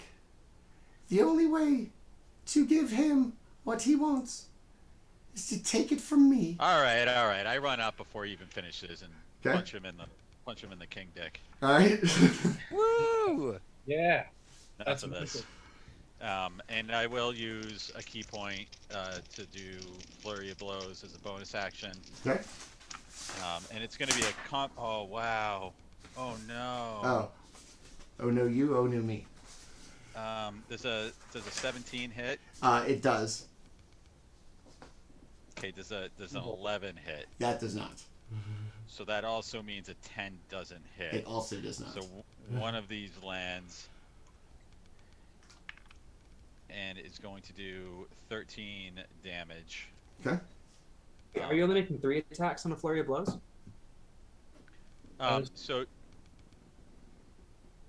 Oh no, I can make one more unarmed attack. So I attack once, and then as a bonus action, I use flurry of blows, and then I have a second attack that I can use, Yeah. Okay. which is going to hit All and right. do another 13 points of damage. Okay. Thank you, Charles. All right. Reminding me. So And I will take a 10-step back, kind of hopefully get out of. Actually, I'm gonna move behind the throne. Okay.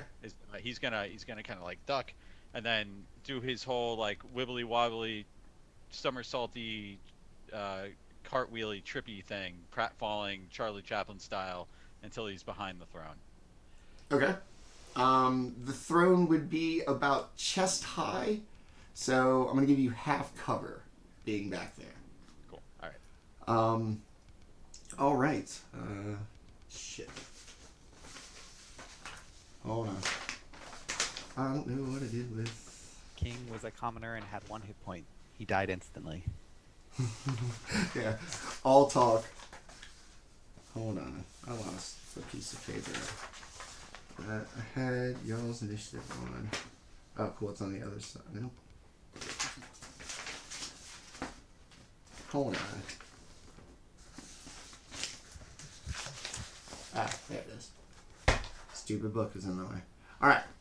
So that's going to be the end of Ernest's turn. Good lord. See? I told you. I got shit everywhere. Alright. The Moonlit King is going to take the 10 steps forward towards Ernest.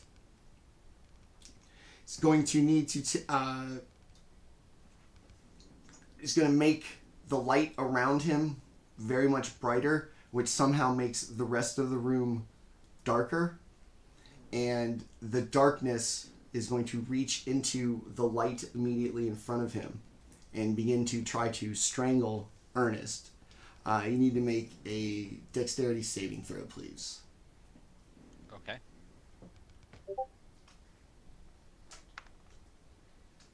Brumbie's intrigued by that. That's 14. Okay.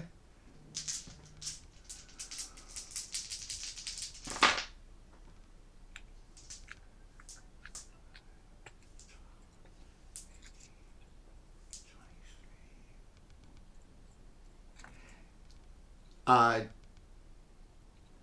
on.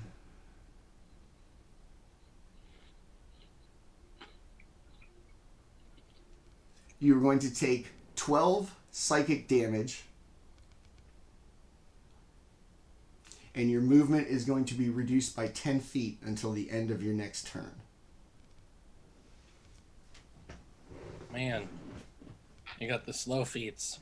And as the darkness kind of reaches in, grabs a little bit of a hold, it's going to suddenly just go back to darkness as the king misty steps away to the side of the room and just laughs. And it is going to be Fynra's turn. Okay. How far away is he? So the stairwell is going to be at about 6 o'clock in a square along the south wall. He's going to be in the middle of the 9 o'clock west wall. Okay. How far away is he? About 30 feet. Okay, that's easy. I can run that far. I will rage. Say for the honor of Black Skull. Nice. And I charge forward. I forgot about that. I do one of those scary runs where I'm running unreasonably fast and I have my axe out. And yeah, I'm gonna recklessly attack him because why would I not? Nice. I'm reckless. Not very good. 17. Yes, 17 does hit. Okay, and that does. Let's see. It does. 1 second. Rage +3. It does 19 points of damage. Okay. As you come crashing into the king, he lets out this hysterical laugh, and in the same kind of vocal cadence, you hear a kind of grunting expression of pain coming from the ceiling.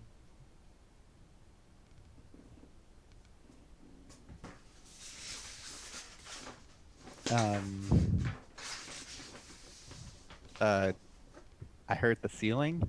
Did he look like he get hurt at all? He's hurt. Oh. Definitely winced. An air of confidence was knocked from his eyes, but he seemed to enjoy taking the hit. And at the same time as his laughter, a kind of painful, muffled scream from up towards the ceiling. I mean, well, there's nothing I can do about that. What now? I mean, well, I'll chop him again. Okay. Yep, I'm a barbarian. I can't do anything else. All right, chop away. With a reckless great weapon master. Here we go, full on. Oh, it's not very good. It's like an 8. Aw. Yeah, I rolled a 1 and a 3, so. I was like, I'm worried about what that damage was gonna do. Well, it damage was 0. Don't worry.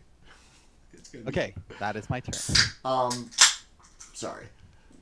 As you take your second swing, His Majesty kind of dances back and cackles again. And as he does, he looks up, and you can almost watch him track something fall from the ceiling, dead into the floor in the middle of the room. Not dead in like the literal sense, but like pinpoint in the middle of the room. Oh, okay. It's already dead. All right. I mean, how far is it falling? 50 feet from the peak of the roof of the tower. Oh, it's dead. Okay. Yeah, that's a good way to think. Okay. All right. So the king, ever so confident, just kind of sits there and laughs and seems ever more pleased with himself. We are now going to be to Brumbie. Brumbie. So, Brumbie flicks his trunk up, and a big orange ball starts to grow from it, and he throws it just about 10 feet above the king's head. And bam! A big psychic explosion happens, and the king needs to make a 19 intelligence save, please.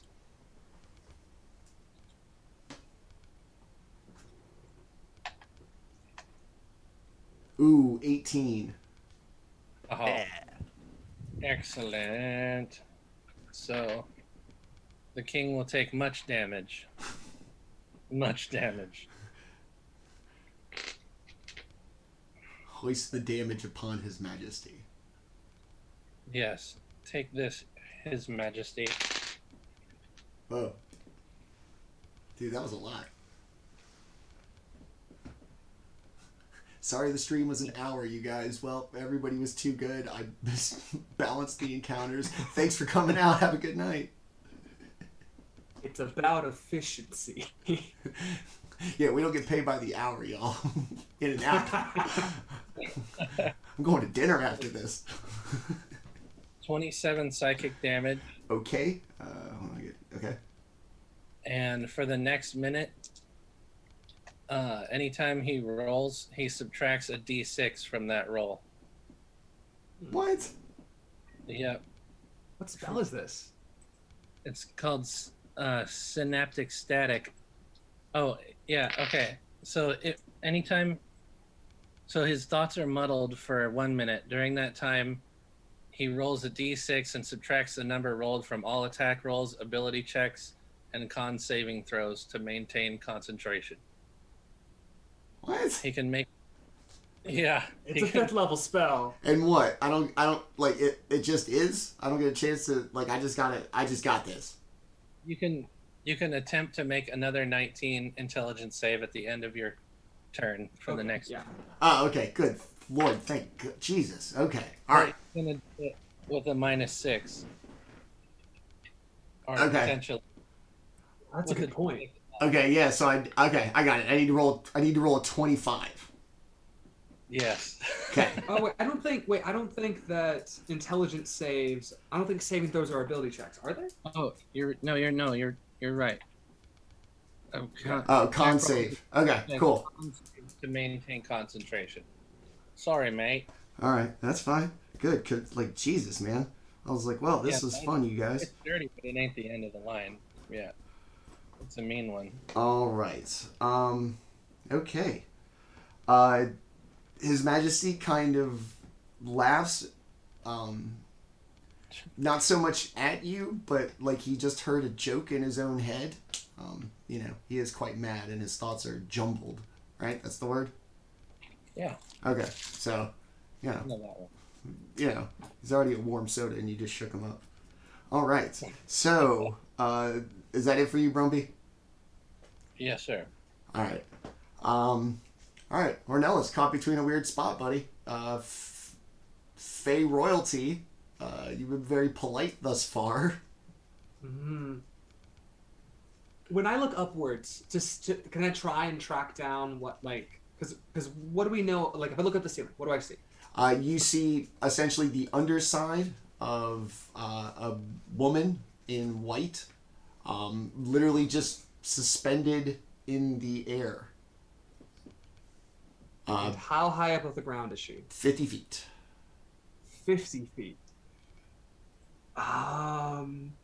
Gosh. I can teleport 30 feet, but You can get up there, grab her, and if I could get 20 feet, like I don't have a 20. Actually, with a strength this high, what's my high jump? I would rule this. Athletics please. Athletics check for a running start, right? And like if you want to jump on one of the pillars, do your teleport, let that eat up 30 feet. So basically, could you get a 20-foot leap off of the pillar and then use your Misty Step or whatever the hell halfway through and have the momentum before you do it? When you come out of your Misty Step 30 feet later, that momentum carries you the way. So I'm going to make it 2 pretty decent athletics check to make it happen. And then what do you want to do when you get up there? Let me think. Okay, so I have a 7-foot vertical leap, which human standards is crazy, but so yeah, no shit. If I can jump 7 feet in the air, right? I'm thinking if I can like kind of just pure raw athleticism up the pillar, hop, Misty Step up to her, and I'm hoping if I'm looking up at the up, what is around? Is she just suspended? Just pure in the middle, just in the middle of the air. Because then I'm like the I'm only making thing this check. the only thing up there is her. So if you need to hold on to something, it's going to be her.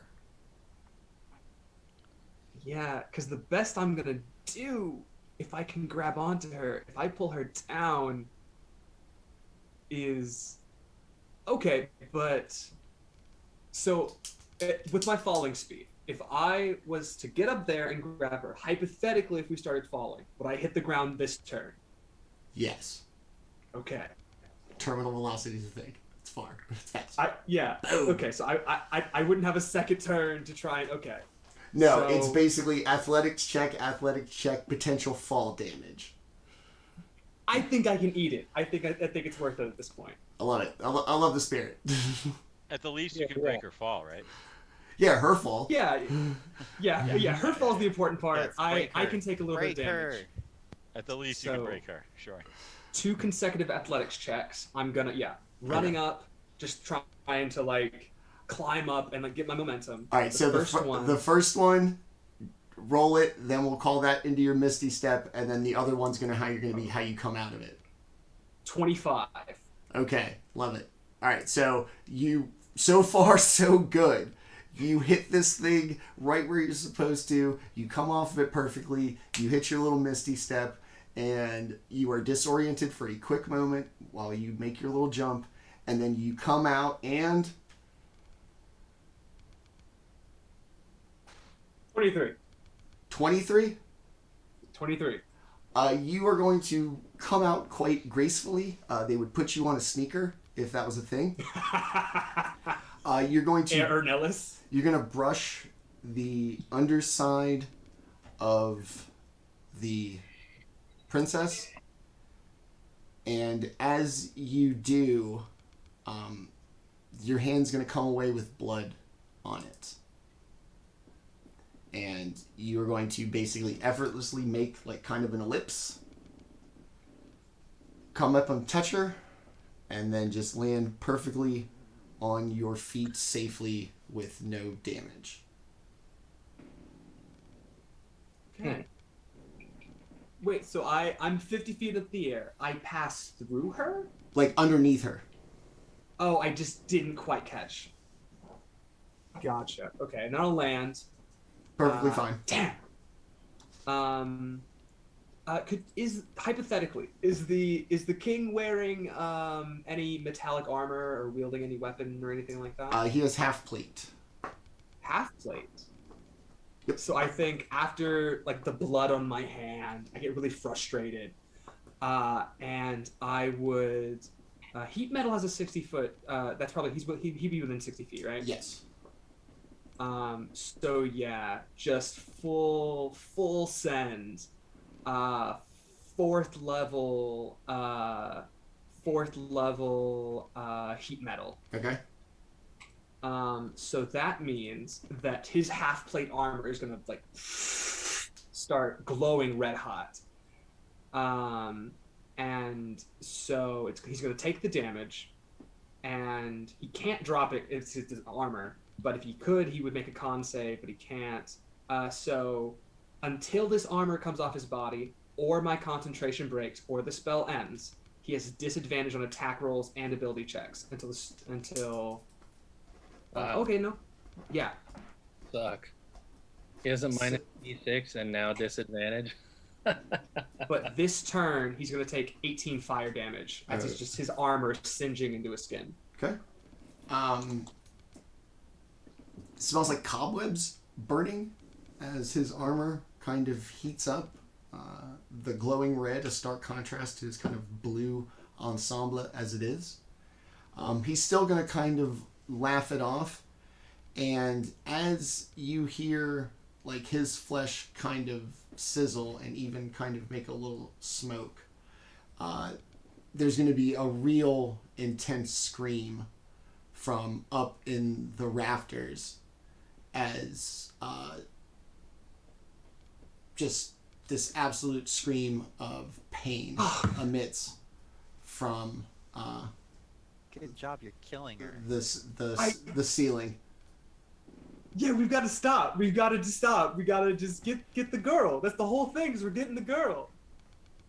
Ernest, do some parkour. Like, do your thing. I'll end my turn. All right. Speaking of do some parkour, Ernest, first to act at the top of initiative. So, Hernelis, you're pointing up toward the princess in the sky, princess. Well, that's exactly, I'm definitely taking some influence from you. I see what you're doing, I see what you're saying, and I am going to attempt some fancy schmancy parkour. I will. Let's see. Can I use use a dash action to gain some additional speed here and still be able to grab her, or is it going to take some kind of action or bonus action to grab her from the sky? If you can get there, and you want to grab her, Yeah. I'd All right, say an so athletics check to hold on to her. the thing is here, friends, I'm out of key points. Like I'm just thinking like American Ninja Warrior. Like at some point when you grab onto something, like when flying through the air, that's like I said, it's a strength thing. Especially if it's seemingly stationary. Okay. Well, I will use my action. Well, how far away is she from me? If I were to take the quickest route up the wall, and then jump off of the wall to grab her, what's the It's distance there? 70 linear feet, 50 feet up, and then 20 feet into the room from the exterior wall. Okay. So I will have to use a dash action to reach her. Okay. But so Ernest is going to run up the wall, do a little fancy footwork, flips a doodle when he reaches the top of one of the pillars to climb the final few feet, and then he's going to bounce off of the wall and snatch our little lady in midair, All right. or attempt to. So athletics check, you said? Yeah, I totally see Ezio climbing the Duomo, like, and then just leaping off to the middle of something to catch like a lantern. None of you played Assassin's Creed 2. Thanks, Tenta. You get it. You're old. Thanks, buddy. Can I make an acrobatics check instead? It's gonna be to hold on to her, like Okay. the physical strength. It's a strength check. Okay. Oh boy. All right. Which dice do I use? Do I use a fresh one or a well-worn one? Breaking something cold off the bench. Fresh dice paid off, boys. It's a 20. Ooh, let's go. So you are going to, like I said in the analogy nobody got, Ezio through the Duomo, and as you leap off the wall in that really awkward backwards jump that they always try to force you into, you're gonna grab on to her, and as you do, you've got a firm grip. She does not appear to be going anywhere. And as you do grab her, you notice, like around your forearm here, that her dress is singed, and the front of her has a very large, like, axe slash to it. Ernest, I think you gotta punch the lady. So you're going to be hanging there. Yeah, there's like a Snyder Cut slow-mo thing going on right now, where I'm noticing all of these details. The singed dress, was that because somebody threw a fireball at her earlier? Yeah, I threw there a fire might be a spell correlation to His Majesty's armor burning. Okay. Well, I saw all of what happened to her leading up to this point since we entered the tower. So I am pretty confident that I can account for all of these things from either the king or from our own party members. She's coming with me down on the floor, baby. You're gonna Yeah. give me a Yeah. Zangief spinning pile driver. No, Boom. Now she has a broken neck. Ernest has some tricks. So go ahead and give me one, just a straight up strength check to actually just kind of like jerk her down now that you've. Oh, I'm hanging in midair because I'm being suspended by whatever spell is keeping her up there. Yeah, you're holding on to her basically like at the waist. Oh, that's awkward. Yeah. American Hilarious. Ninja Warrior, son. I'm not even. Okay. Give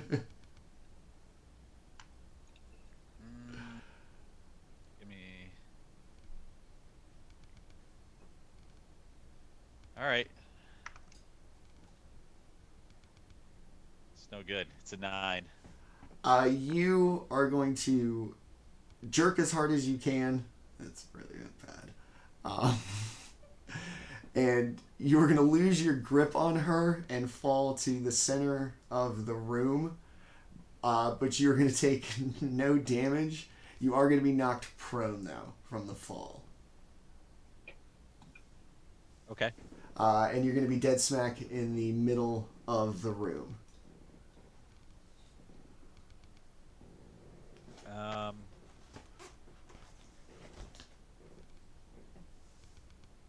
There is...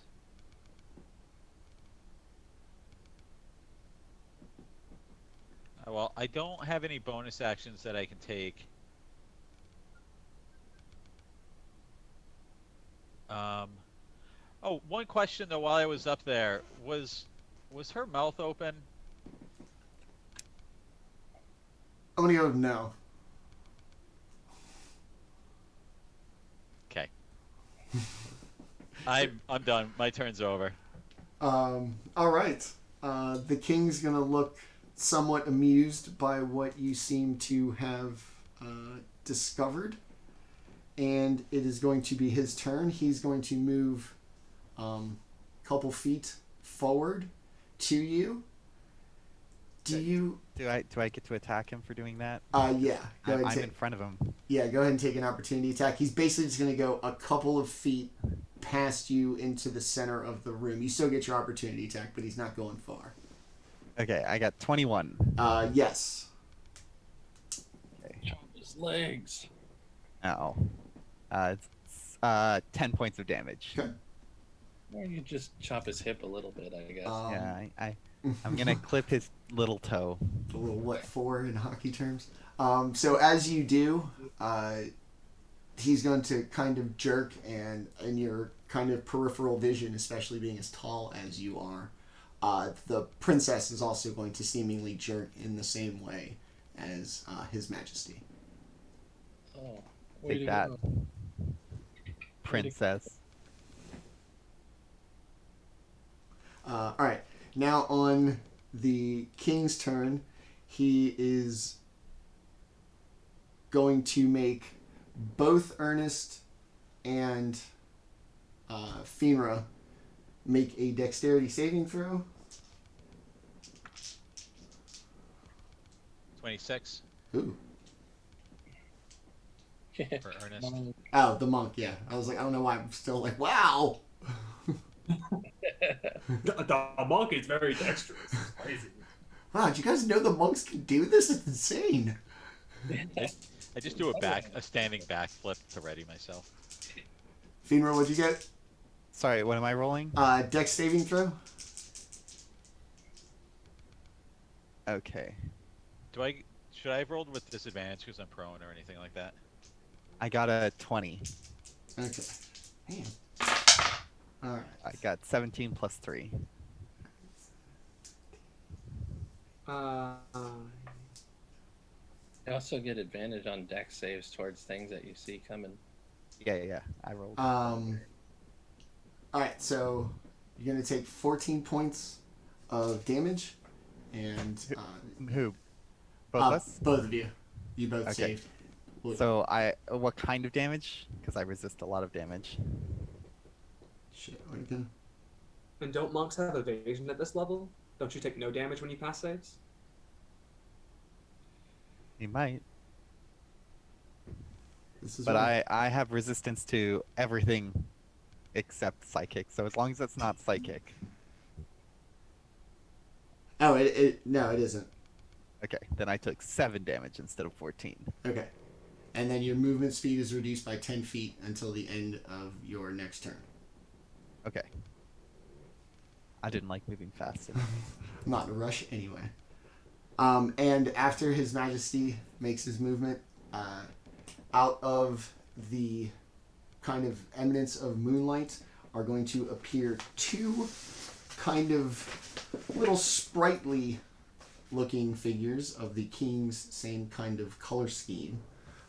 They look like sprites for those familiar with the Feywild, but darker, a little more sinister, and there are two of them at the far ends of the room. And it is now Fynra's turn for real. Oh, it is? Yes. Okay. I'm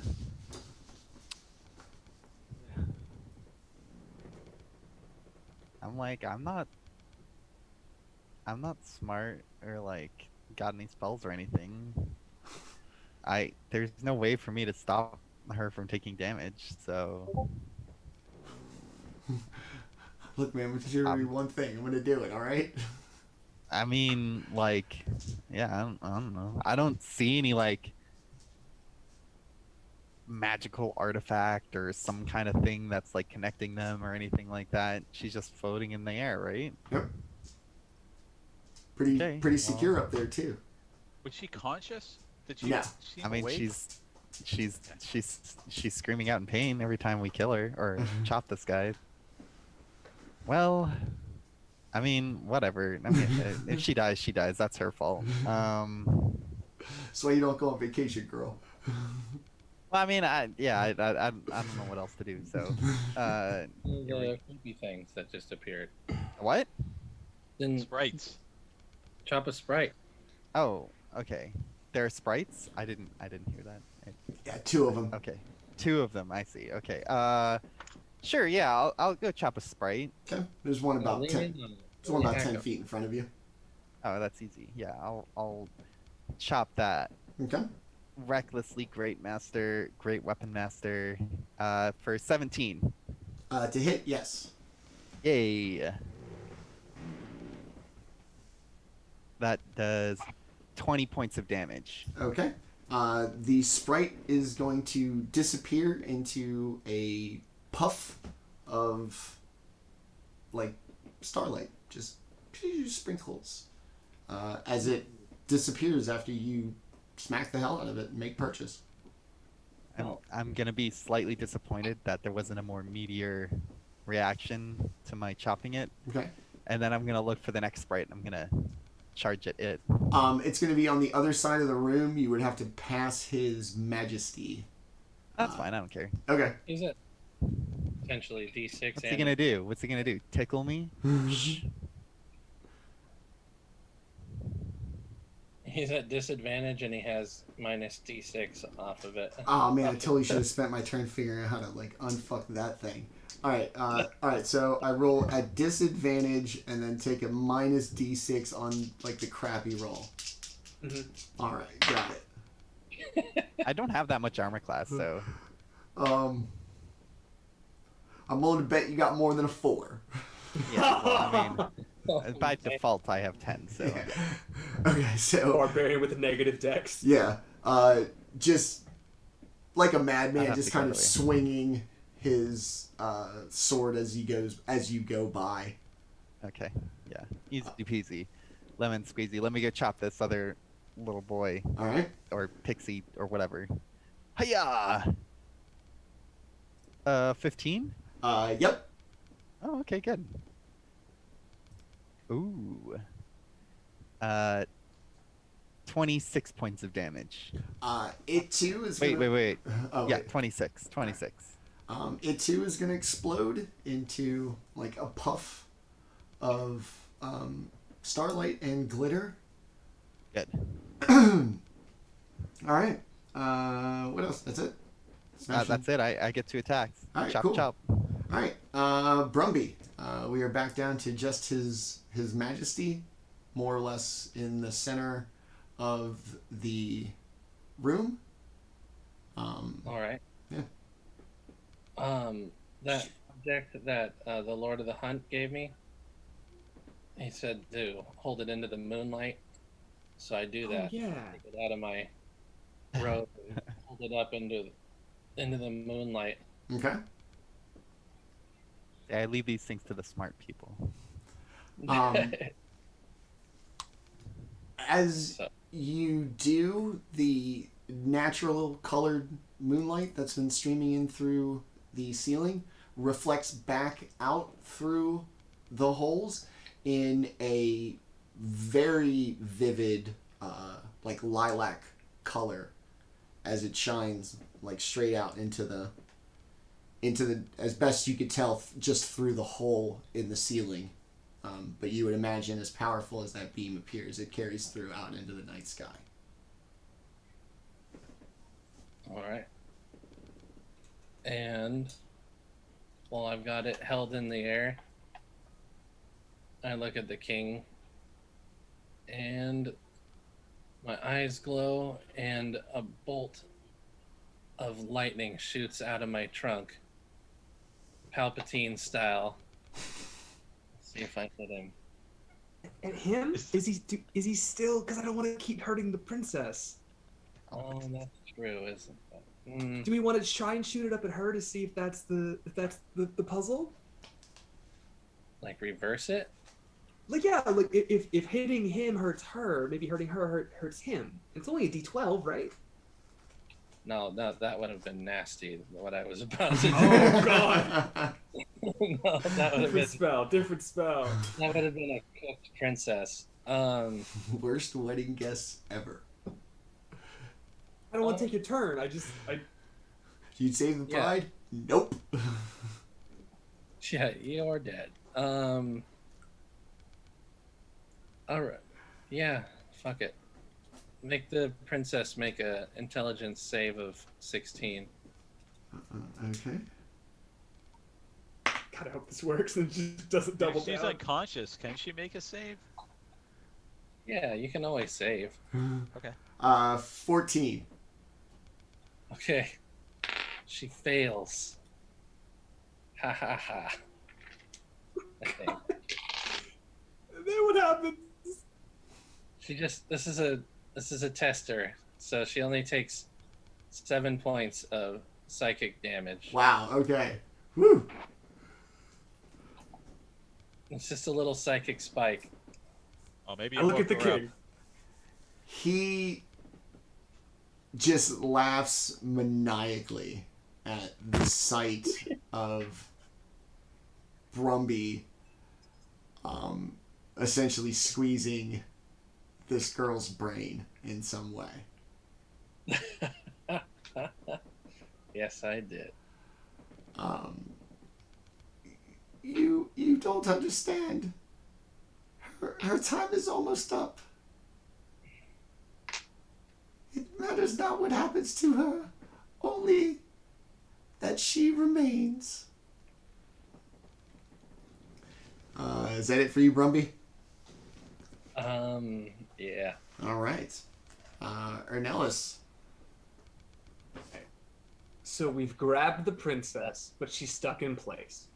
Yes. We've tried attacking the princess to see if that reversed the damage. It's not. No. She's not doing well.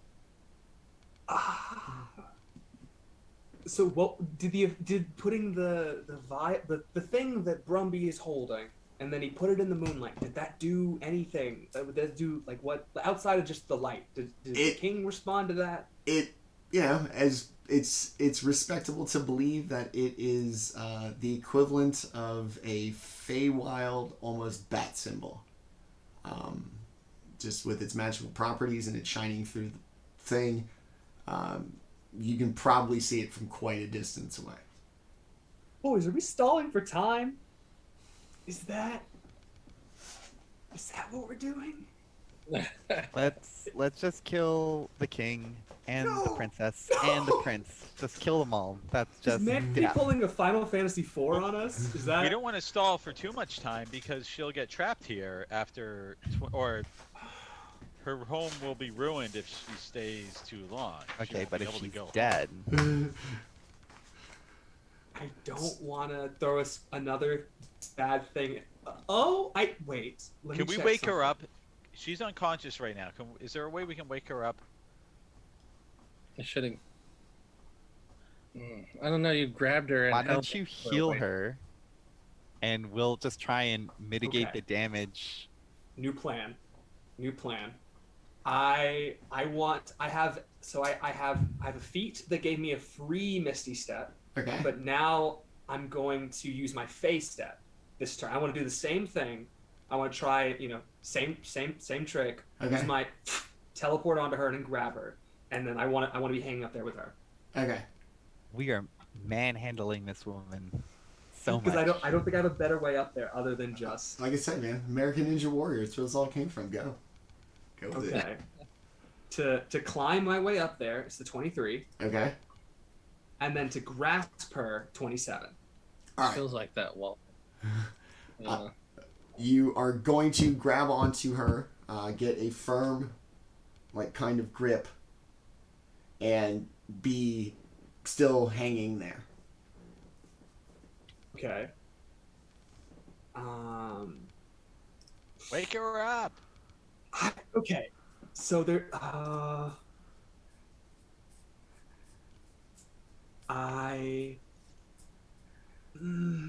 on with one hand and slap. Her feet are ticklish. Tickle her feet. I'm scared. So I think Put her what into cold water. I'm gonna grab on and I'm gonna cast Aura of Vitality. Okay. So there's just gonna be this just like aura. I think it's 20 feet away from me of just warmth and sort of cozy. It kind of smells like cinnamon, and I Hot can. Let me see. Oh no! This one. So I use my bonus action to teleport. No, okay. So same thing, but instead of casting the spell Aura of Vitality, I'm going to cast the spell Aura of Life. It's a Okay. higher level spell. And what it does is, if any creature within this aura hits 0 HP, they flip back up to 1 HP instead. Okay. Let me see if there's anything else. 30 feet away from me, resistance to necrotic, hit point a maximum can't be reduced. But yeah, I'm just hanging up there, grabbing onto her, and I just like, no, don't die, don't die, don't die. As you cast the spell, she takes on this kind of natural, almost a glow. In the Fey, very powerful. The druidic magic's probably very attuned, so much so that you can see it. And that's it, but nothing immediate, right? It is just prevents the floor from dropping out. Yes. Got it, because you are hella close, y'all. All right. What else you got? Yeah, use my action and my bonus action. I'll pass it to Ernest. All right. Okay, so I'm sorry. Quick recap. How did it? Were you able to wake her up, or is she just healed? She's currently not going to die. That is all I'm currently doing is stopping her from dying. That's the best I could do. All right. Well, I have a potion of gaseous form, and I need help attempting to pour it down somebody's throat. I don't know whose throat to pour it down. So I'm either going to do another running leap at the princess and try to pour it down her throat, see if maybe that releases her from whatever trap she's in. Okay. Or I'm going to try and more or less just punch at His Majesty and hope that somebody can figure out a way to trap him in a position where I can pour it down his throat. Neither of these are a sure thing. So, quick vote. Which way do I go? Up or over? Gaseous form could kill her. I don't know. I'm reading the label on the back here. I'm not even sure it's gonna work, but I don't think it's gonna kill her either way. Not if I have a good grip on her and A grip on the gas? well, if it doesn't work and she somehow still breaks free of the spell, I'm falling for girls all weekend, guys. So did we lose Manny? No, I'm. I thought you were frozen. Oh no, I'm just Thought looking you up. were frozen. I'm just looking up gaseous form. So I'd also look up the potion of gaseous form because it's a little bit different, and I'm being a little generous with the rules here because potion of gaseous form says that only a willing creature. The spell does too. She's not. She's not unwilling. She's just Yeah, unwilling, like, I don't- unable yeah. to consent. I don't know. Yeah, like I said, that's the thing. And I don't almost If- want to. I imagine- Ernest doesn't want to know what's going to happen. He's like, look, this is a Hail Mary. I'm willing to give it a shot, but I don't know if I'm throwing it upfield or downfield.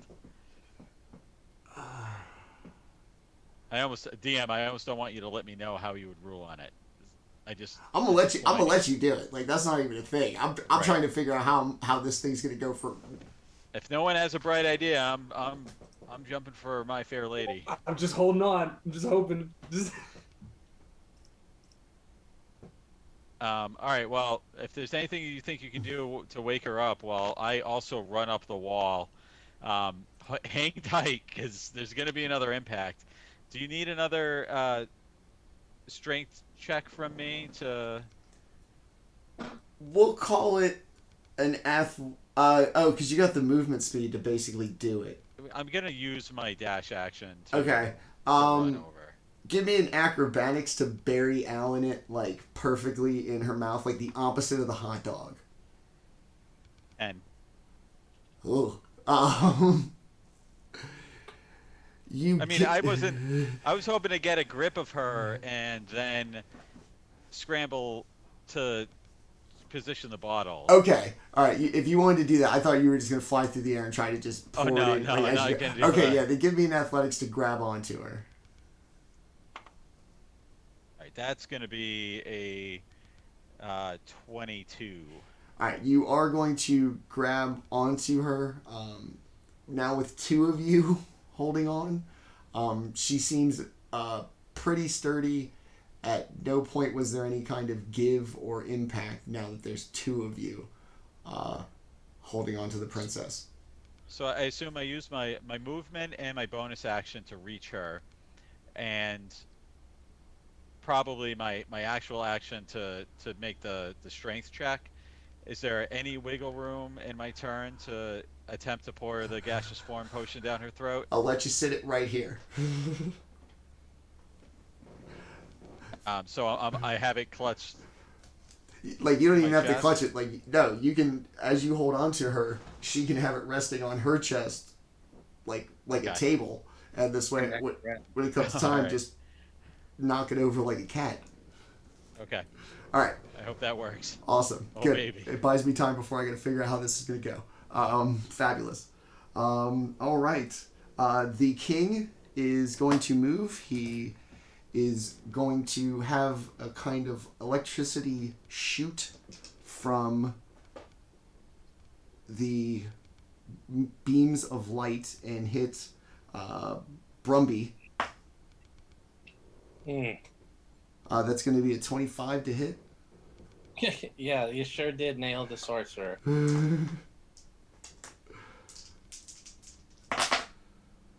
The unarmored sorcerer.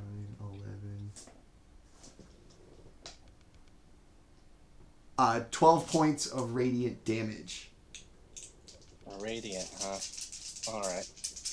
He's going to make another one come out the thing at Fynra. 6 is not going to get it done. The little kind of moonlit lightning strikes hit wide. He laughs maniacally some more. Tick tock, tick tock, tick tock. And it is now Fynra's turn. I'm just gonna keep chopping him. Okay. There's nothing else to hit. The in princess room. won't die, so Sounds good. Yeah, test it out. So that's a 13 to hit. No, it does not. Old but not decrepit. And that one's even worse. Okay, that's my turn. 2 big swings. His Majesty laughs once again. And it is now Brumbie. Brumbie. Alright. Well, in the spirit of chopping. Oh, does anything happen with that purple light that I or that thing in my hand. Not so far. Not so far. All right. I'm convinced that now that he was fucking with me, and I'm going to kill the king if I can. So, a bolt of lightning, very Palpatine style, comes out of my trunk towards the king. And I got an 18. Yes. Emperor Brumbleteen. Huh? Emperor Brumbieteen. Yeah. Emperor Brumbieteen. Your clone granddaughter, Ray Brumbieteen. Let's see here. So he takes. Where's my D12 at? There it is. Ooh. Ooh. Yeah. Oh, what was that? 5d12? 5d12, yeah. Wow. Which was 12, 24, and 7. So 31 points Woo! of lightning damage to the king. Woo! As His Majesty becomes like electrocuted, he's gonna throw his head back in pain for the first time, and the princess, the monk, and the druid are going to begin to fall. Oh. Whee!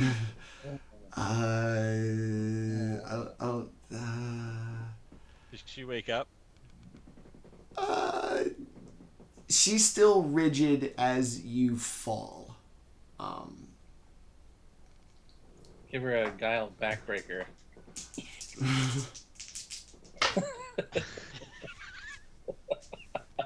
Just can't help yourself. I'm just so into it. Just I know what I like. Just give her a bane and land with her underneath your knee. Yeah, I'm not much of a sorcerer in real life. I like to hit some. You're all going to take 14 points of bludgeoning damage as you fall, and she is going to land on top of you. And for the first time, you're going to get a look of her, like, kind of frozen expression of terror, as well as the pretty bad condition of her body. She does not appear to be breathing. She feels like dead weight upon your bodies, and both of you are going to be prone. So I had to make a Constitution saving throw to hold on my concentration. DC 14 because I took 14 damage, and I rolled 10, so I have dropped my aura of vitality. Okay. Oh. Yeah. All right. So it would be from the fall. So the way it works is that anyone who starts their turn with 0 HP gets 1. You know, if she hits 0, she stays at 0 because she had to have started her turn. she did not hit 0 in the fall. Going forward, if she drops to 0 now, that's it. Yeah. Spell's gone. Spell's gone. Yeah. She'll normal rules from here on. All right. Ernest, under half of a princess in the middle of the floor. The bottles, cork still in it, managed to fall, precisely like physics would dictate, straight down. So if you imagine Ernest as he's falling with the princess and Alice, he sees the bottle kind of floating as everyone is rapidly falling, and it's a perfectly good drink that no one is reaching for. So Ernest is going to try and grab it, but they all pile down on the floor on top of him. Bottle apparently still intact. Is that what you're saying? Yes, it's quite resilient. He said, and he kind of groans, looks over it, and says, "I can't now," and tucks it in his pocket. There's no point now, and one of my drunken monk features is that I can use 5 feet of movement to stand up from prone. So I'm going to stand up, look around, dust myself off. It's like, was that it? Are we done here? Can we move her? Like, is she like she's bearing on top of us? Is she like now? We can move her through 3D space. Yes. Oh, is she paralyzed, or is she like a rag doll? She is now. I mean, now that Okay. you've fallen, she's no longer rigid. She was when you fell. Now that you're on the ground, she's... Well, I have 2 potions of healing. I'm going to give her one of them and force her to drink it. All right. I also I didn't want to interrupt, but I don't take any damage from falling because of my slow fall feature. All right. How much healing does she take? Oh, sorry. It's going to be 2d4 plus 2, so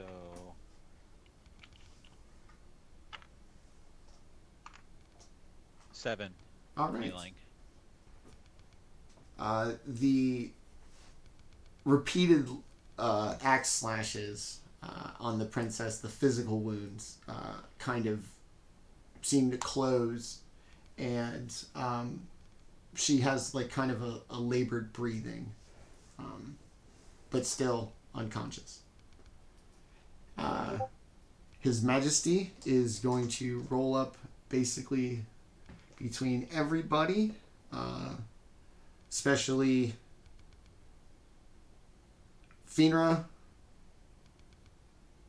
Ernest, and Hernelis in the middle of the room. Everybody make dex save, please. Okay. Brumbie. Yeah, sure. Get in on this. Have some fun. Yeah, hell, why not? 19 for Ernest. Okay. 1. Money. Ooh. Well, 3 technically. Ooh. Hernelis, what'd you get? 10. Okay.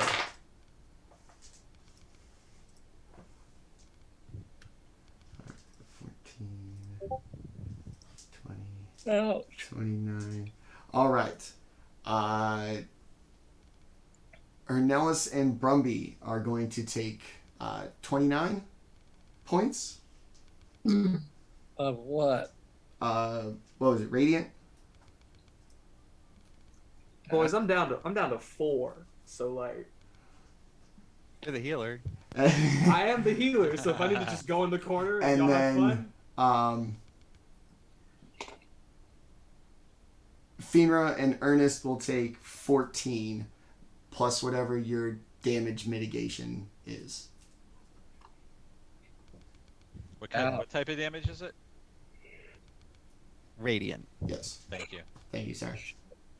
No, I am not at half hit points. I am at 9 hit points remaining Ooh. because I'm a big old elephant and had plenty. Guys, I need healing. I only have 77 hit points left. Oh gosh. Functionally 140. But, yep, pretty much. Yes. 154. So, all right. Yeah. All right, and how do I unfuck all of this, like, disadvantage D6 nonsense? Okay. The disadvantage is gone because I dropped heat metal. Cool. But I think the D6 was another intelligence save, right? Right, Brumbie? That was from the synaptic static, so you have to make a 16 intelligence save to drop. Or no, 19 intelligence save to drop it. Okay, I don't drop that, but at this point, the D6 is the least of my concerns. I can do stuff again. All right. That's the king. Fynra. All right, back to chopping central. Hiya. Oh, that's better. 19 to hit. Yes. Okay. All right, so that's gonna be 24 points of damage. Woo! Okay. All right. And I will chop Alright. him again. Because heck yeah, you do. Yeah, for a 23 to hit. Yes. Ow. 21 points of damage. His Majesty is no longer laughing, and Yay. as he kind of starts to back away after the two vicious axe strikes, he looks to the hole in the ceiling for the first time concerned, or at least mindful of the purple light that is shining out. Yeah, I did that. Brumbie. Brumbie will set the thing that's causing the purple light Okay. down on the ground very gently, making sure that the light stays into it, and then poof, he poofs away into gas.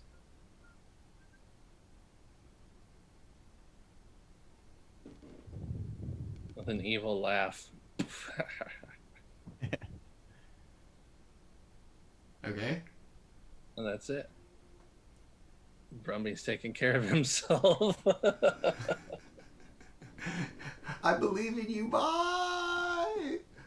You got this. Set. Call Brumbie when it's time to split the loot. Gotta go. All right. Are you okay? All right. Hernelis, prone in the middle of the floor under half of a princess. Okay, am I within melee distance of the king? Like, if I stepped away, would I be risking bodily harm? You are just out of range if you wanted to make a movement, like away from him. Okay. Good. So current MO. Stand from prone. Not well. What is it? Let me check real quick what prone does to me. Half your movement. Okay. Disadvantage on attack rolls. If it was in 5 feet, so if he tries to stab you on the ground, that's advantage. But that's all. Because what I want to do is I want to drag the princess away. But if I stand, I was gonna suggest that I run away with the princess on my turn. Okay. So cool. So what I'll do is I'll stand, use my 15 feet to stand. Let me check if I can.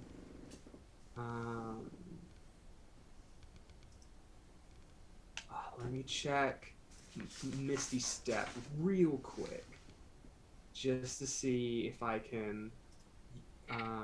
No, I can't teleport someone else with me. So. I will, 15 feet to stand, drag her body 15 feet with the rest of my movement, like towards the door, just like trying to gain space. Okay. And then, so I have the 2 health potions, or because I don't think I have anything that can heal both of us. The thing is, I have 4 health points left. But if I go down, you guys have no healer. So... Does everyone have healing potions? Sorry, still? princess. Yeah, none of us have used a healing potion except you. Right.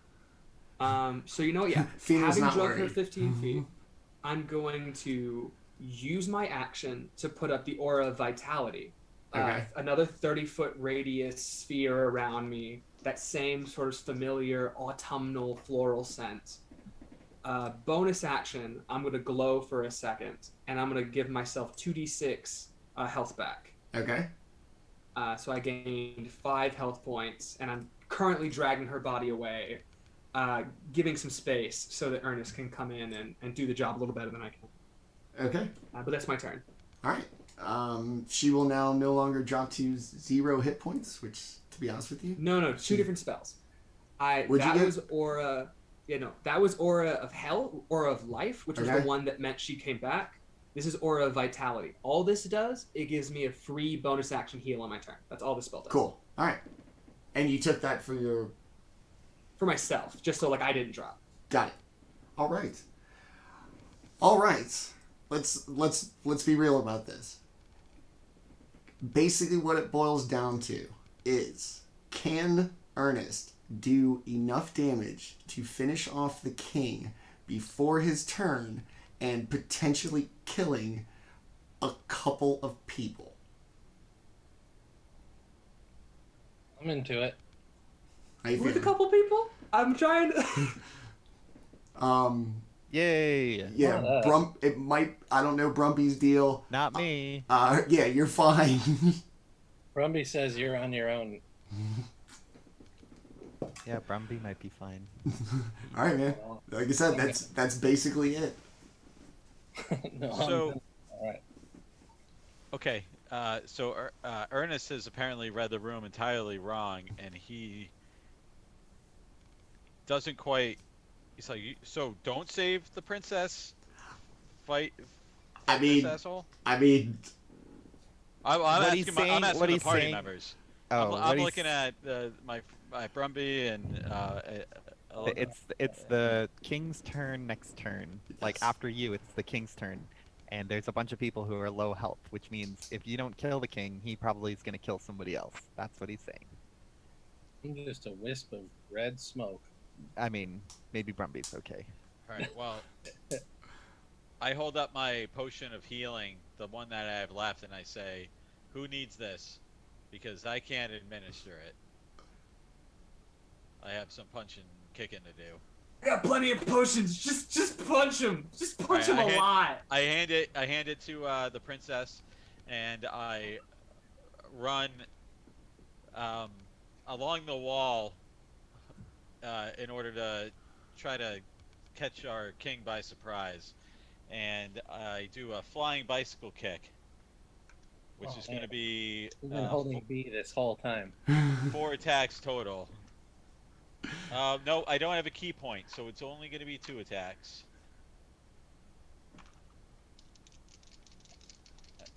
Obscure looping. Right. dude, this is totally gonna be the end of Kickboxer.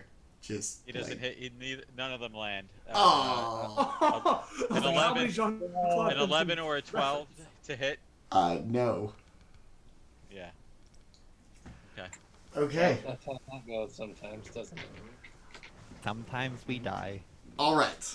So the king is going to kind of regain his sinister composure, and just give out this terrifying laugh. And he is going to fill the room with an aura of madness. Everybody needs to make a DC 19 charisma save. Oh, I guess I should make it for the princess. I failed. Yeah. Is that a charm or a fear effect? It leads to confusion, whichever one that would be. Charmed, probably. Ernest failed. Oh, I mean, if it's a charm effect, then I get advantage. That's nice. Okay. Yeah. I got a 24. Okay. Oh, actually, hold on. I have advantage. I just realized that. Big surprise. I'm sorry. Say again. What kind of Charisma. spell is it? It's a legendary action for the king. I have advantage against being charmed. Does that come into play here? One of the results is confusion. So, what's your deal? You have advantage against it. Go ahead and take the advantage. Okay, so I rolled, what was the DC again? 19. I just passed. Okay. Okay. I still fail. All right. But it was fun to roll another D20. I failed. Everybody who failed is going to take 14, 16 psychic damage with whatever your mitigation is. Everybody who made the save is going to take 8. Oh, I have 1 HP. And the people who failed. Hold on, find my D10. Who failed? The punchy people. Everybody except Hernelis failed? No. Ernest and Fynra failed. Okay. Oh, weak. Oh, hold on. 2, 3, 6. You are now suffering from confusion, and for the next turn, you cannot move or take an action. Which is the weakest thing on that stupid table.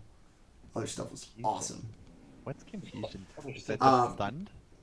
It is a Not actually a I condition. don't think that's like a Yeah, it's not a 5B condition. It's the spell of confusion. The spell assaults and treats the creature's mind, spawning delusions, provoking uncontrolled action. And then you fail your save, and then you make the roll on the table. And the table is you rolled a 2 on a D10. The creature doesn't move or take actions this turn. The other stuff was kind of rad. Like you have to attack like a random person or. Okay, so we just don't do nothing. Yeah, you just don't do nothing. All right, so that is going to be nobody died. All right, close. Wait. Okay. Yeah. close. Okay. Yeah, And there's gonna be a full round of nobody doing shit. So All right, so Fynra, you failed, so you just hanging out. Yep. Brumbie, you passed. Yep. Okay, your turn. So, as a wisp of red smoke, I move towards the wall to the nearest crack in the wall and funnel out. I'm out. All right. Bye bye, Brumbie. Bye bye. I may be back. I may not. I'm on the outside of this dwelling that we were all in by the door. All right. Red mist form. Hernelis, I passed. you made your so, save. Yeah. Okay. Okay. It is your So- turn, and still the end my same turn. dilemma as before. Okay. Because Manny, what's that? do you mind if I don't end my turn at that point? Okay. Do you want to send me something in chat? I just want to finish my turn with what I am able to do. Okay. Now that I'm outside of the building, is the door open to the building? Yes, downstairs. Yeah. Yes. Okay. I will. Oh, so are we upstairs or downstairs? Upstairs. Oh, okay. Spiral staircase. Spiral staircase, so I'm upstairs.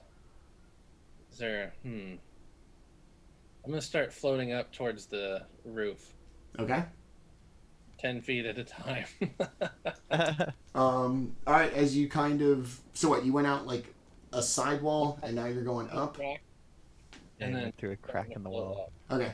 So as you'll basically make it up like over the crown of the wall up to the part where the point of the tower starts to kind of climb. You're almost near the hole in the ceiling in which your purple light was coming out of. Okay, All right.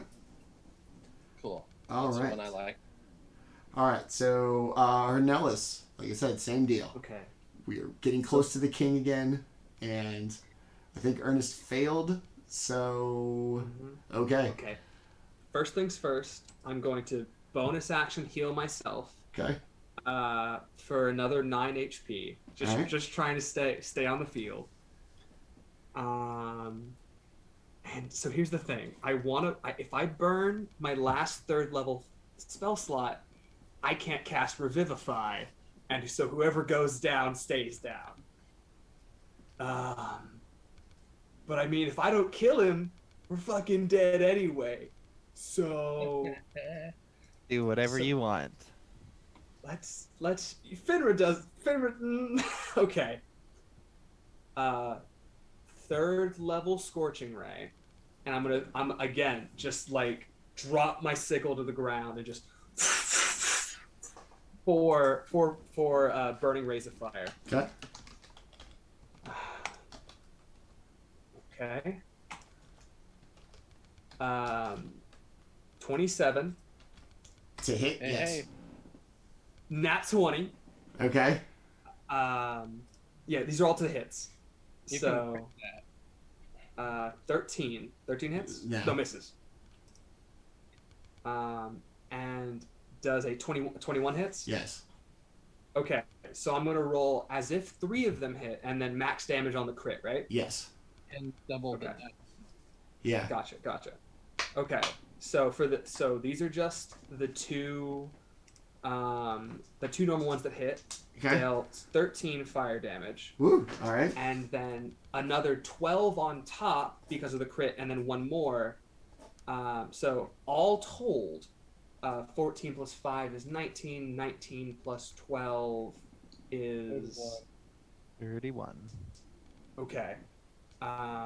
Yeah. So all told, 31 fire damage, 1 crit, and 2 normal hits. Your firebolts will hit the king, knocking him backwards.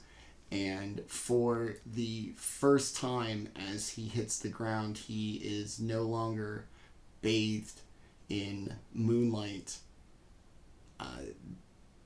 Does not appear to be moving. And most importantly, there is no maniacal laugh as he falls. Like falls, like.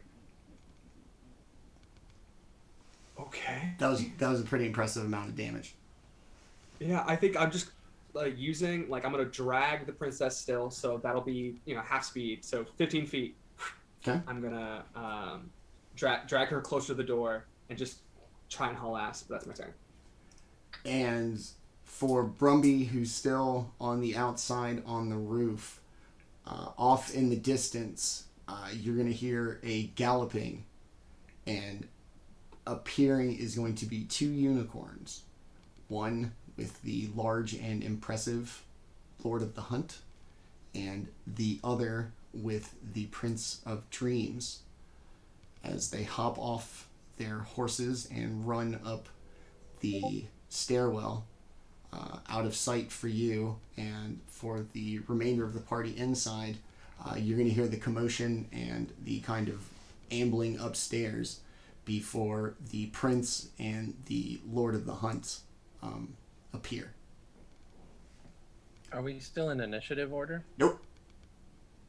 All right, then I start floating down through the hole back into the building. Is the king dead? He is. I'm gonna chop him one more time. Okay. Gonna give him a good chop. Bite his face. Yeah. Oh, I for a natural 20.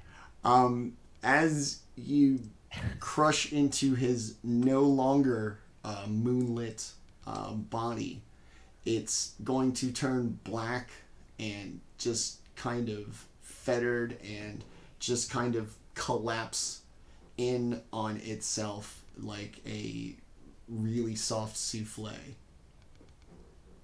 Culture. Just using the rest of the spell before it goes, I'm gonna heal myself twice again, and then I'm Okay. gonna use 2 of the heals to heal the princess. Okay. So yeah, she's I think it was 13 health she healed, and I healed 12. All right. Ernest used his last healing potion on himself. Okay.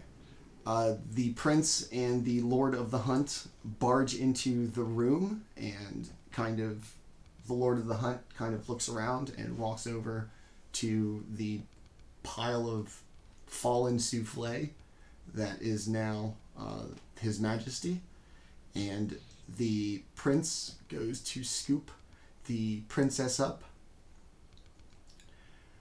He doesn't deserve her. I am afraid we are too late to return her.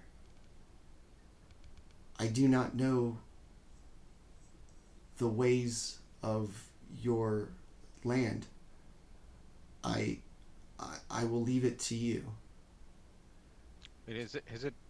Have we been here 24 hours? She We're has. fine. She has. She got here before. Yeah, you guys are still good. Right. Should we risk going back to your world and potentially having nothing but ourselves? In the background, you're gonna hear Fynra just going, "Urge to kill, rising, Falling. rising." Or do we stay here, keeping her away from her family forever and allowing us to be together forever now that my father is dead?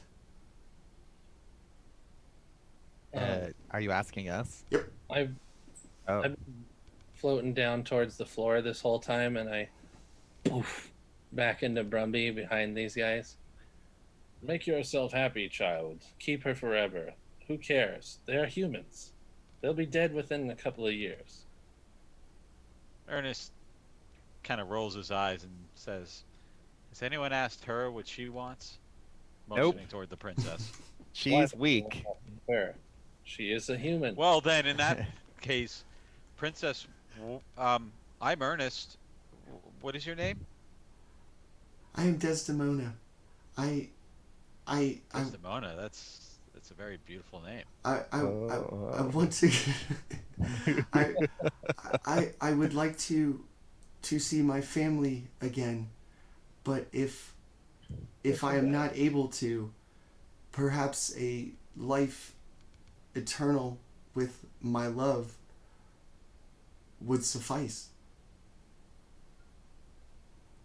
Well, what I'm thinking is if we bring her back to our time, we can at least set them up comfortably if she needs to return. But we've already been told she's never going to see her family again, so we can't give her your that. time will be for you. It will be exactly as many hours have passed. You will return that many hours later. She is now over 24 hours, so it might be 24 hours and 10 minutes after she left. It might also be 40 years.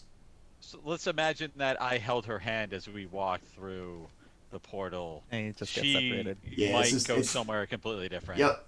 As soon as you go through that veil. Regardless, Excuse she's gonna my appear ignorance. her time's gonna be at least 24 plus hours, where ours is only gonna be several hours. Listen.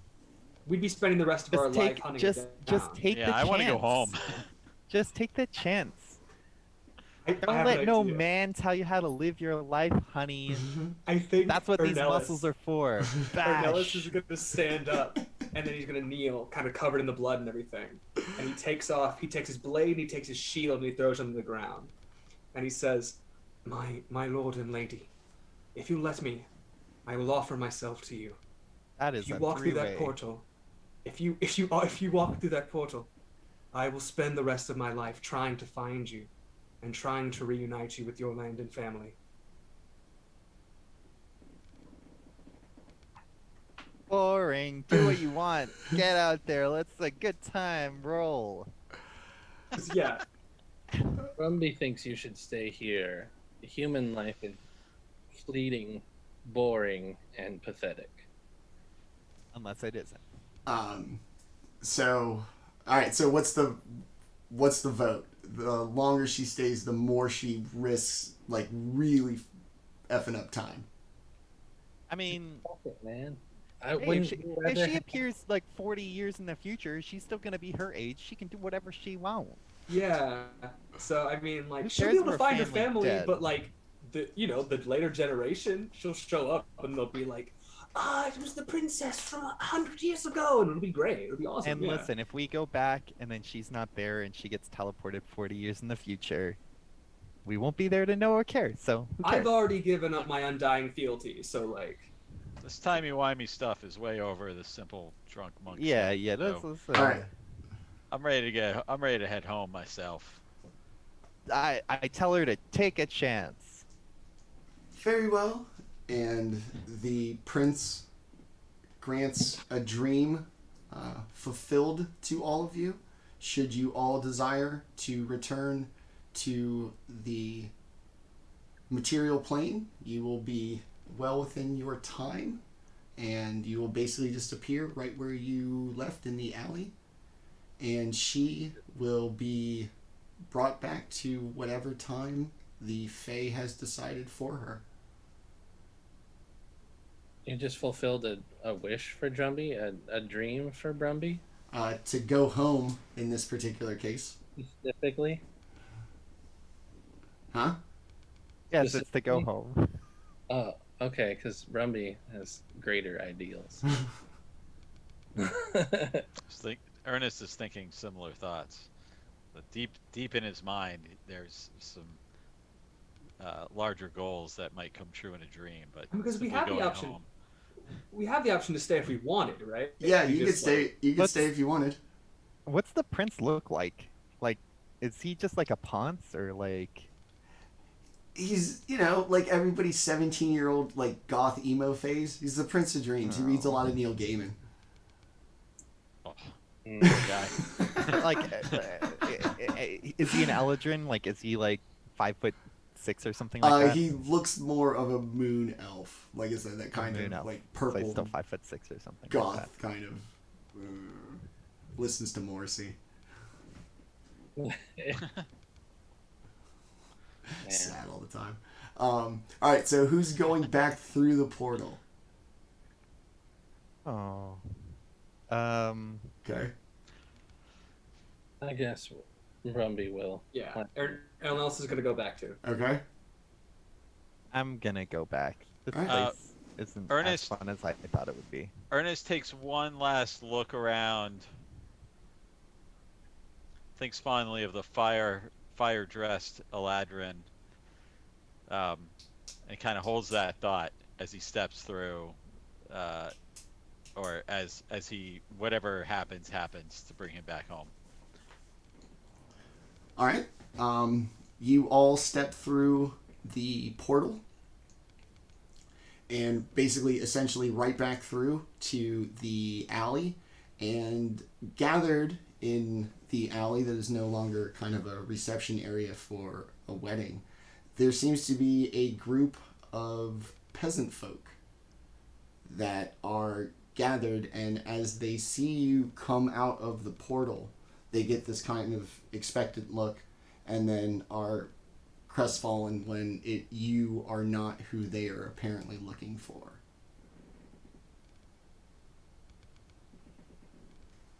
Friends, who are you expecting? We are waiting on our sister, and she was supposed to be back by now. She was supposed to be back a little while ago, and we worry that she will not return home in time. Well, Well, she definitely won't be returning home on time. So get out of Brumbie's way. And Brumbie bellies them all out of the way. Come, boys and girl. We have things to do. Friends, I will stay with the ladies charge, and I will help deal with her reaction, whatever it may be, to her return. But please, the three of you have my best wishes. Ernest, he does a little bit of pocket dance, or he's just kind of feeling around. He says, "Oh right," pulls out a file with a swirling, misty potion inside. Downs it, turns into a puff of gas, and just floats off. Okay. As you drink this potion, a breeze flutters from behind you through the veil And kills you. and blows you away down the street. You missed the ending. And out Like a leap on from the wind. out from the portal steps the prince and princess. They're, Oh, well, that was easier than I thought it was going to be. they're I- it was literally all dice rolls. I made a table. yeah, I assumed it would be. And so they Oh, they're back! kill them. The family is unbelievably excited to see them. they're all in tears. The prince seems, just kind of meh. And What out, a ponce. I say that out loud. and out from the veil also steps Her Majesty, the Queen. I never did thank you for encouraging my son and his wife to follow their hearts. As a result, I wish to grant you one favor of the court to our romantic, acrobatic master of the martial arts. I present to you an opportunity to get reacquainted with somebody who may be special to you. And they pull out from the veil comes your red-headed Eladrin friend. Hey, what's up, Wily Habit Raiders? Thank you for tuning in at the very end of our broadcast here. So out comes your red-haired Eladrin, looking very fine, and kind of saunters up to you, or the gaseous cloud. I don't know, however you would, seductively flirt with the cloud. So Ernest didn't get pushed that far away, and kept close enough to see the party entering through the gate that appeared from the Feywild. With a flying speed of 10 feet, it might take me a moment to get there, but I see my fire-haired Eladrin friend, and I start making my way back there. She stands there expectantly, and from inside of her coat, she pulls out a flask and two glasses and pours them and waits for you to arrive. Out from the portal, the queen walks over to Hernelis, and if you would still like to serve in the queen's court, we would be honored to have you, as you have set my son on the path to his own happiness. And she makes a motion towards the veil that basically, if you want to take it, just walk back through it. If I may better serve you in the Feywild than in the material plane, then that is the way that it is, my majesty. I step through the veil back into the Feywild. Very well. To my sister in strength, I grant you the opportunity to do what you love for all of eternity, and a place as my mistress of the hunt. And she motions back towards the veil for the same kind of offer. No. I ain't nobody's mistress. Very well. Sassy. And I hope that hitting my husband with an axe was an enjoyable prospect. May you enjoy the rest of your time on this plane, and may we meet again. And then finally she walks over to Brumbie. It's a hand on Brumbie's shoulder. Brumbie, can't believe this has come of us. But as my son has chosen to live out the remainder of his days in this material world, we seek a Lord of Dreams in the advocation of my son as the Prince of Dreams. You collect nightmares while giving them. Take this opportunity to take away the fears of children and provide them a bright future, that they may have aspirations of greatness. What if they're very bad? Do I still get to give them nightmares occasionally? Be gentle with them, Brumbie, for they are the future. Very well. I accept. Flip my trunk and start walking towards the thing. And I turn around and I give Fynra one last evil smile and then saunter through the veil. The And I wave goodbye. Bye-bye. the queen will kind of respectfully bow to the two that remain and go through the veil that will no longer flutter in the wind. The family and the newlyweds celebrate, and that concludes the wedding veil. Yay! Yay! You guys were I great. win.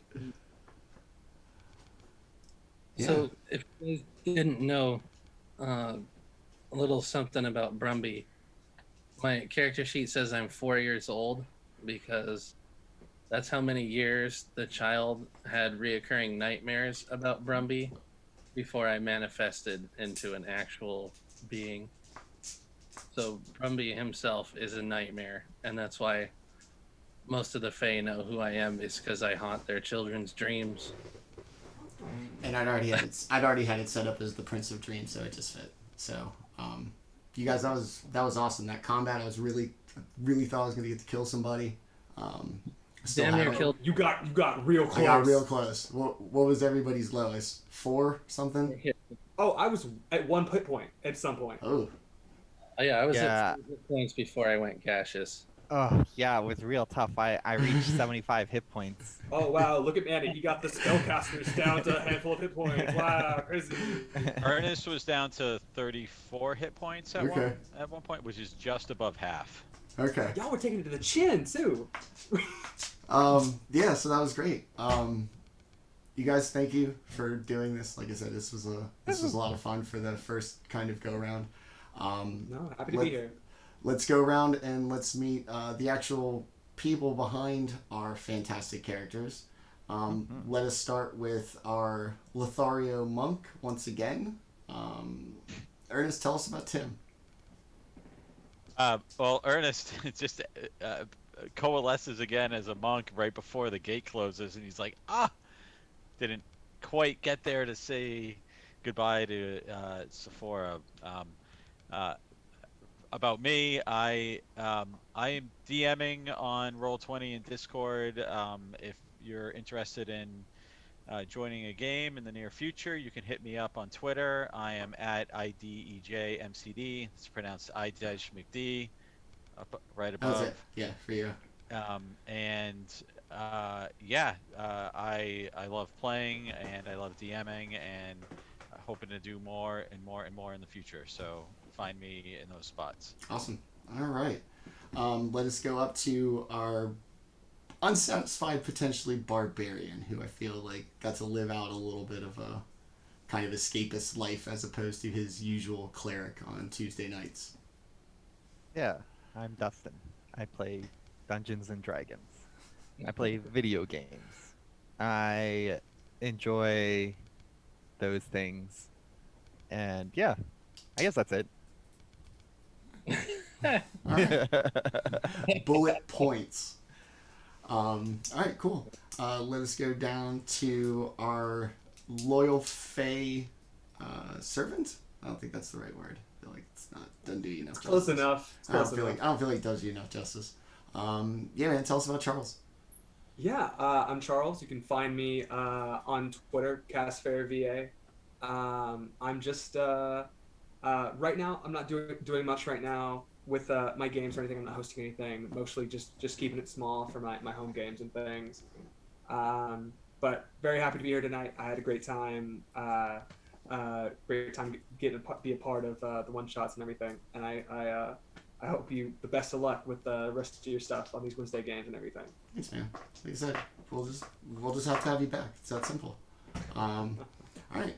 And last but not least, let's go to Brumbie. Tell us about the man from which Brumbie sprang. I'm Tenta. I am a grocer for a living. I'm into blood sports. I like MMA. I like bare knuckle fighting. I like pro wrestling. Any of those things.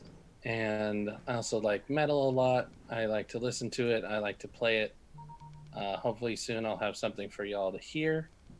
And you can keep in touch with me on Twitter at RipTentaSqueeze, and we can talk about any of those things, including tabletop RPGs, video games, all that stuff. I love them too. So, and thank you, Manny. This was awesome. Thanks, you guys. Obviously, I wouldn't have been here without these guys. It was great.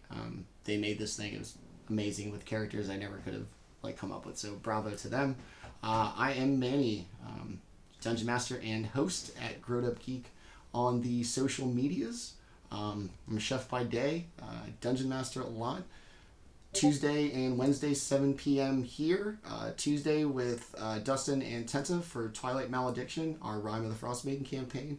And now every Wednesday here, also at 7 o'clock, with our show One Shot Wednesdays. This is the conclusion of our first two-part adventure. Next week, we have a level 15 one-shot, Alcazar's Appendix from Candlekeep Mysteries. So if you want to see some crazy one-shot high-level play with a dungeon master who probably gave their players way too many magic items, tune in to watch everybody roll 35s and ask if they hit next Tuesday. Until then, everybody, thank you so much for coming out. To my players, you guys were great, mean the world to me. Everybody who watched, everybody who followed tonight, thank you. You put us over 50 follows, which we really appreciate. And we will see you all next week, Tuesday night. Until then, thanks you guys very much, and we will see you next week. Bye! Thank you, guys. Thanks, Manny.